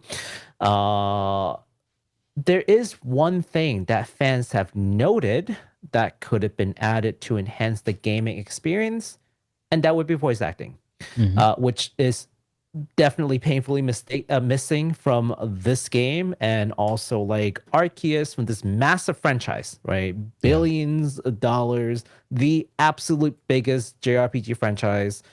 No voice acting. Why, right? So to demonstrate the impact that voice acting would have made for the game, a voice actor named Joe Gaffney had asked his fellow voice actor friends to do some lines for him, and he made a comparison video that we can watch on Twitter, which we should definitely watch because I saw you loaded the YouTube one. Actually, we should show the. I was actually just thinking about maybe we shouldn't watch it because I was going to say one of them has spoilers for sure, and also, yeah, maybe just if this one's a compare. Well, so the one for YouTube is I think we are okay with watching a little bit of this. Like I think this one is okay. I do think this one's okay. Okay. Yeah, it's like short comparisons. Okay. Yeah. Yeah, if you think so. I do. Yeah. I was watching it earlier. So whenever you're ready to switch over to my screen. Oh, over on your screen. Gotcha. Yes. Okay. Then there we go. Okay. Are you seeing this? I see it, but I don't hear any audio. Okay, maybe you should play it then. Okay. All right. Yeah. I'll send it to you on the doobly-doo. Okay. The doodly-doo. Yeah, you can just watch like the first like 10 seconds, you're done. Yeah. The 5-minute video, like that's the one that like people should just watch it on their own. Yeah. Okay. Here, let's see if I can Are you these three's trainer? Are you able to hear it? Yep. I know, but me too. Yeah, that's it. You just see the difference. That's the whole point. And out of every single person gathered here, Mm-hmm. I'm the most excited by a mile. And then no Yep. voice. It's Yeah. just yeah. You know, once they're animating like this, it really does seem like it's designed to have voice acting and it's just not there. Like if it was just like people like standing there doing whatever, but it's like they're actually moving around, emoting, moving around. Like it at that point, I think you're correct. The It mouths does are moving, It looks like it was designed for voice acting and then they just cheaped out at the end. Which is crazy because like heck, even games like and companies at like a tenth of the size have like at least partial voice acting, which is so crazy to me. What I've heard is that the Pokemon Company, the people behind the cards, behind Game Freak, well, not just Game Freak. I mean, Game Freak, they've worked together, but the Pokemon Company, it's not Nintendo, but they're like the ones with the purse strings here. And it sounds like they're kind of cheap. Yeah, stingy. It sounds like that's the issue, is the Pokemon Company is happy to reap the rewards of, having the largest franchise, but isn't really interested in investing in it when they could just print Pokemon cards and literally print money. Yeah, man, I tell you, well, let me just finish this up and then we can talk a little bit about it. The comparison videos you can see has already garnered 150,000 likes and 25,000 retweets. If you read the comments, I think most people agree that and these are professional voice actors, by the way. They're not paid. They're fans, but they're also professional voice actors who did the lines for free, just for as proof of concept. Let's say proof of concept, sure. Yeah, and you can already see the comparison was just like, wow, like it could have been this. Are you crazy? Like, and there is a full 5-minute videos that you can watch, and where he goes by Dr. Bonehead, Joe Gaffney. He gives proper credit to every person who's lent their voice on a project. So in case you're wondering who voiced who, you can see it in the YouTube video in their description. So please take a look at that if you're interested. But yeah, so that's the project. And to your point, right? Like, here's the thing, like, Nintendo has to go out and definitely like apologizes and send out this new patch because again, like it's just been kind of subpar. And I wonder how much of that has to do with cheaping out too, right? Because Yeah. like, are you not hiring enough people to develop this thing to meet the deadline? There's a certain deadline, and maybe the deadline is not reasonable, but in project management, there's a thing called the triple constraint, right? And you can apply it to games, right? The triple constraint is quality, is time, and is money, right? Pick two. Resources. Yeah, you pick two, basically. And so obviously there's a certain quality that we expect, right? And there's a certain time frame. So in order to meet these two, you have to put in more resource, like more money, hire more devs. You have to put in more resource. Is it that they haven't done that, or is the time unreasonable with the resources they're willing to put in? Like, it's a lot of questions that people are asking about, but definitely, it's been rocky. And I've had some people come and say, well, I haven't had any issues. Well, congratulations to you. You didn't run into any glitches, but you take the aggregate of all the people who are playing it, and that's where you see like the issue. Like, I get it, anecdotal, right? Like, but once you see the statistics, it's like, geez, a lot of people are running into issues all over the place. So I wonder if that has anything to do with what you were saying. Yeah, very well could be. I mean, that's and just to be clear, we're not saying Pokemon bad, right? Yeah, I mean, absolutely not. I feel like a lot of people are gonna gravitate towards that sort of edge of this, but what we're saying is we really want Game Freak to just invest, or not Game Freak, the Nintendo company, to invest into making the games even better than they already are. Like, they're popular for a reason. Company. Yeah, they're already popular for a reason, right? The Pokemon franchise is an incredible force to be reckoned with, right? There's so much potential for where they could take this, and it's really it's starting to really show that they haven't been doing as much as they could. And if you're still enjoying it, good. I'm glad you are. But could you imagine what they could do with a proper budget? What they could do? Like, I mean, let's be real. The Legend of Zelda series, Breath of the Wild, was voice acted. This is a game that was like for a series that goes back to like 1986.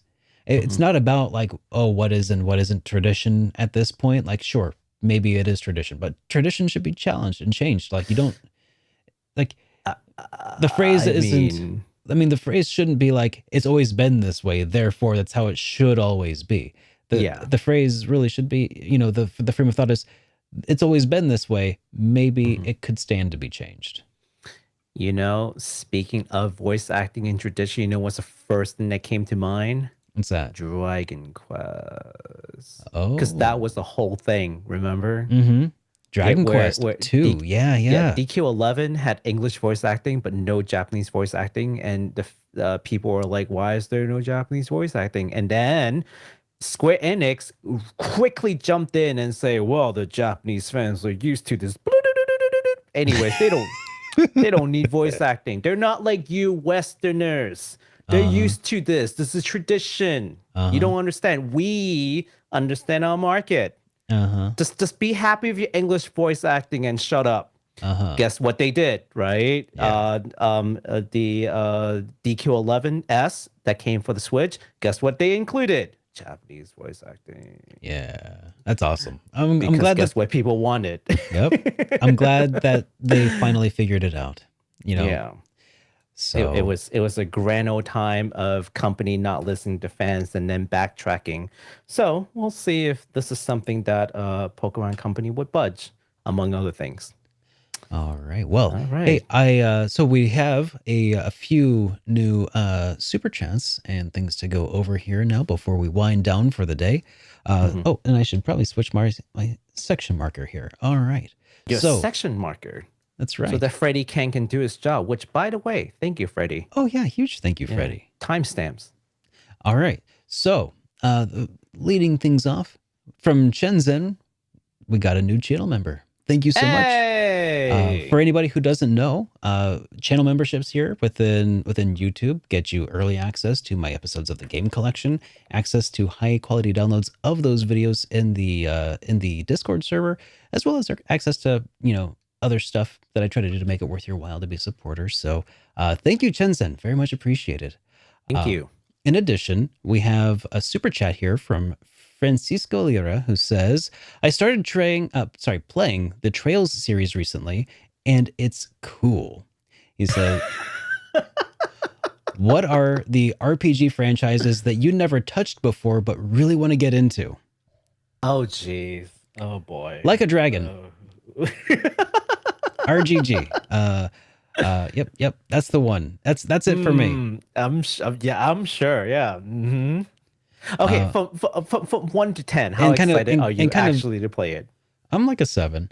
You're a 7? Wow, that's higher than I thought it would be. It's legitimately like I'm very curious about the game. I wonder if the story might be a little heavy for my tastes, but I feel like the gameplay looks like it's going to be right up my alley. I really wanted to get into it. I mean, I think you would definitely like the gameplay for sure. Oh yeah, and the humor world in it, and the world, yeah. Being able to explore, modern day Japan would be pretty dang cool. I got things to look forward to for sure.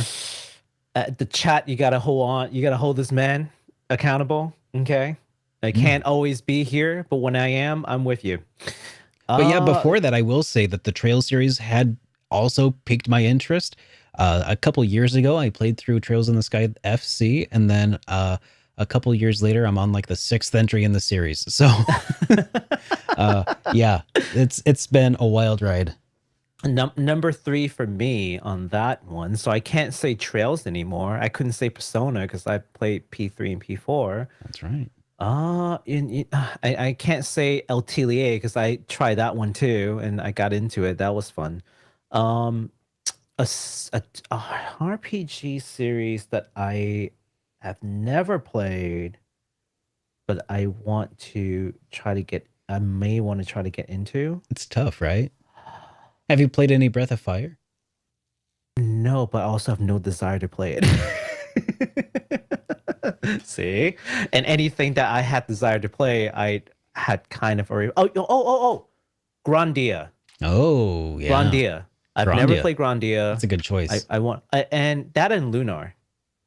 Oh, yeah. No, those are games that like people repeatedly told me like some of the best games they ever played. Some solid Game Arts titles for sure. Yeah, and they're titles that like I just didn't have access to growing up. And then once I became an adult and I have a way to get the game, it is just through emulation or unreasonably priced hard copies. Well, I'll have you know that you can currently play Grandia 1 and 2 on Nintendo Switch. Yes. So and along with that, Suikoden is another one. I just thought about it. It's like Suikoden is another one, which is coming out, right? Yeah. So right. those would be it. Suikoden, Grandia, Lunar. I'm waiting for Lunar to get like a remaster somehow. Like it's okay. Lunar is the prime like game to get a remaster. Like what's going on? Like who holds Lunar? I think Gunho does. Yeah, I think you're right. Gung Ho Games does, and they put out like a poll a long while back, like saying, "Hey, what do you guys want us to do?" And then we're like, "Hey, give us Lunar," and they're like, "Bye." Like I haven't heard anything from them since about it. It's like, come on, do it. We're not holding our breath. But yeah, Lunar. Lunar is definitely prime for like the generation that grew up with Lunar, or the ones who had access to it. We are grown people now who can afford it. Please, like, what do we need to do to get you to give us a thing to pay you money for? What do you want from us? All right. Okay, then we have one more super chat here that came from Khan Saad, who says, "Hi guys, Trails anime looks really low budget." Oh boy! Ooh! Oh boy! Oh boy! What do you think of that? When it comes, well, first of all, it's very subjective, right? Whether or not it's low budget or not, I can't tell you. But when it comes to anime, sometimes they shift budget between like the action scenes versus like the more mundane scenes. And when it's a good studio, the quality is pretty consistent. Even when they cheap out, like you can't tell. Like that's a good studio. So I don't know if it's that they are just low budget and low quality, or they just didn't do a good job hiding that, because there's a lot of tricks to, like if there's a couple of videos on YouTube that I thought were really good at explaining like the little tricks in condensing the budgets on scenes that you wouldn't really care about versus like the high octane action scenes where you cannot skip your budget on, because there's just so many frames of things you need to do. It's so much work. So I wonder about that. And I won't know until I watch the actual anime. Like, I think from the clips, that doesn't tell me enough. I think something else that we've also come to learn over the last few years is that there's also an issue a lot of times of not just budget. It's not just time. It's not just money, but it's sometimes a lot of time also. How much time they've had to put together the footage for the trailer is a lot of times going to be a factor as to whether or not is that going to be what we see when we get the actual deal. Heck, sometimes it's even the first time you see it when it's simulcast. Like let's take a look back at the animation of Dragon Ball Super for a second. I think we all know, like they screwed up for sure. It was rough. It was really bad. We don't talk about Dragon Ball Super. We don't talk about Dragon Ball Super. They reanimated it afterwards and improved a lot of those most notorious sequences that were pretty derpy. So I mean, it's tough to judge it by a trailer. Can't judge a book by its cover. Especially while it's still actively being put together, right? But does as a trail series, is it big enough of a franchise at this point to get a budget for an anime? Like realistically, are we because we're talking about something that had to have been paid for as like an investment from Falcom, right? Falcom, how big of a company is Falcom these days? Apparently they're a traded corporation. We talked about it, right? Are they? Apparently they were. In fact, it was on the show that we looked it up. I think you're right. I was like, Falcon's a pretty small company. And then they're like, no, Falcon's a publicly traded company. And then we looked it up and they're a publicly traded company. I was like, oh, well, I guess they're not like that small. Yeah. But I mean, they're definitely no Square Enix, right? No, not by a long shot. No. Yeah. Not even the same weight class. Not even. Far. Yeah, not even close. So, I mean, expectations, like they make incredible games because that's what they do, right? Yeah. But they've got to pay other people to make the anime. And I wonder about that though, because it might be a joint venture with the animation studio, which is Tatsunoko, which is a long-standing studio, not like a fly-by-night, oh, we just started like 2020 kind of thing. Like they've been in business since like the 80s, I think. So they definitely do know what they're doing. Okay. Well, okay. At least I can say the OVAs of Trails. Have you seen those yet, Baku? I don't know who made those, and I've heard funny stories about that. Someone came to my stream to ask me if I would watch the Trails in the Sky anime. And I was like, first of all, there's the Trails in the Sky anime. I didn't even know. And then they're like, oh yeah, it's in you can get the OVA, yada yada, and it costs XYZ dollars amount. And I was like, well, was it good? And they're like, eh. I'm like, so you're asking me if I want to pay money for something that's eh?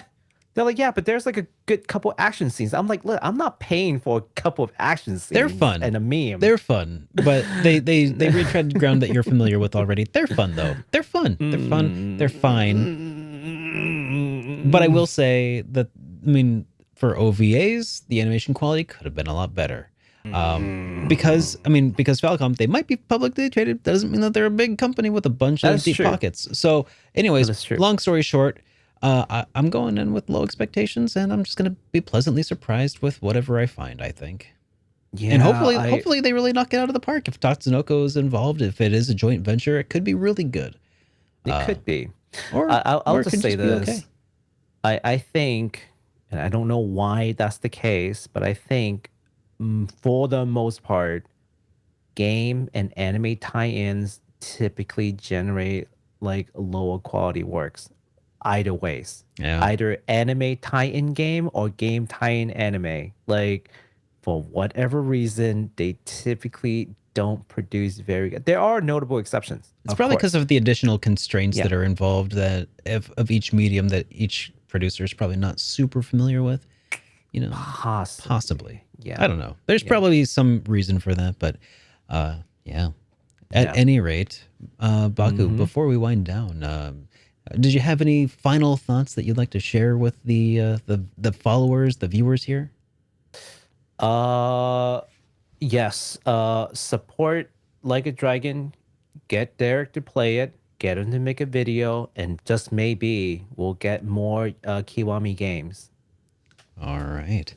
Well, I will say, if you guys enjoyed today's episode, I hope you did. If you did, please give us a like or leave us a rating on whatever podcasting platform you are currently enjoying this on. And I guess we'll just see you guys. You know, I think we're going to aim to actually have a podcast next week. So, yeah, we'll aim for it. But the holiday schedule may change again, so keep your eyes peeled. And we'll see you guys in the next one. Have a great rest of your evening, everyone. Good night.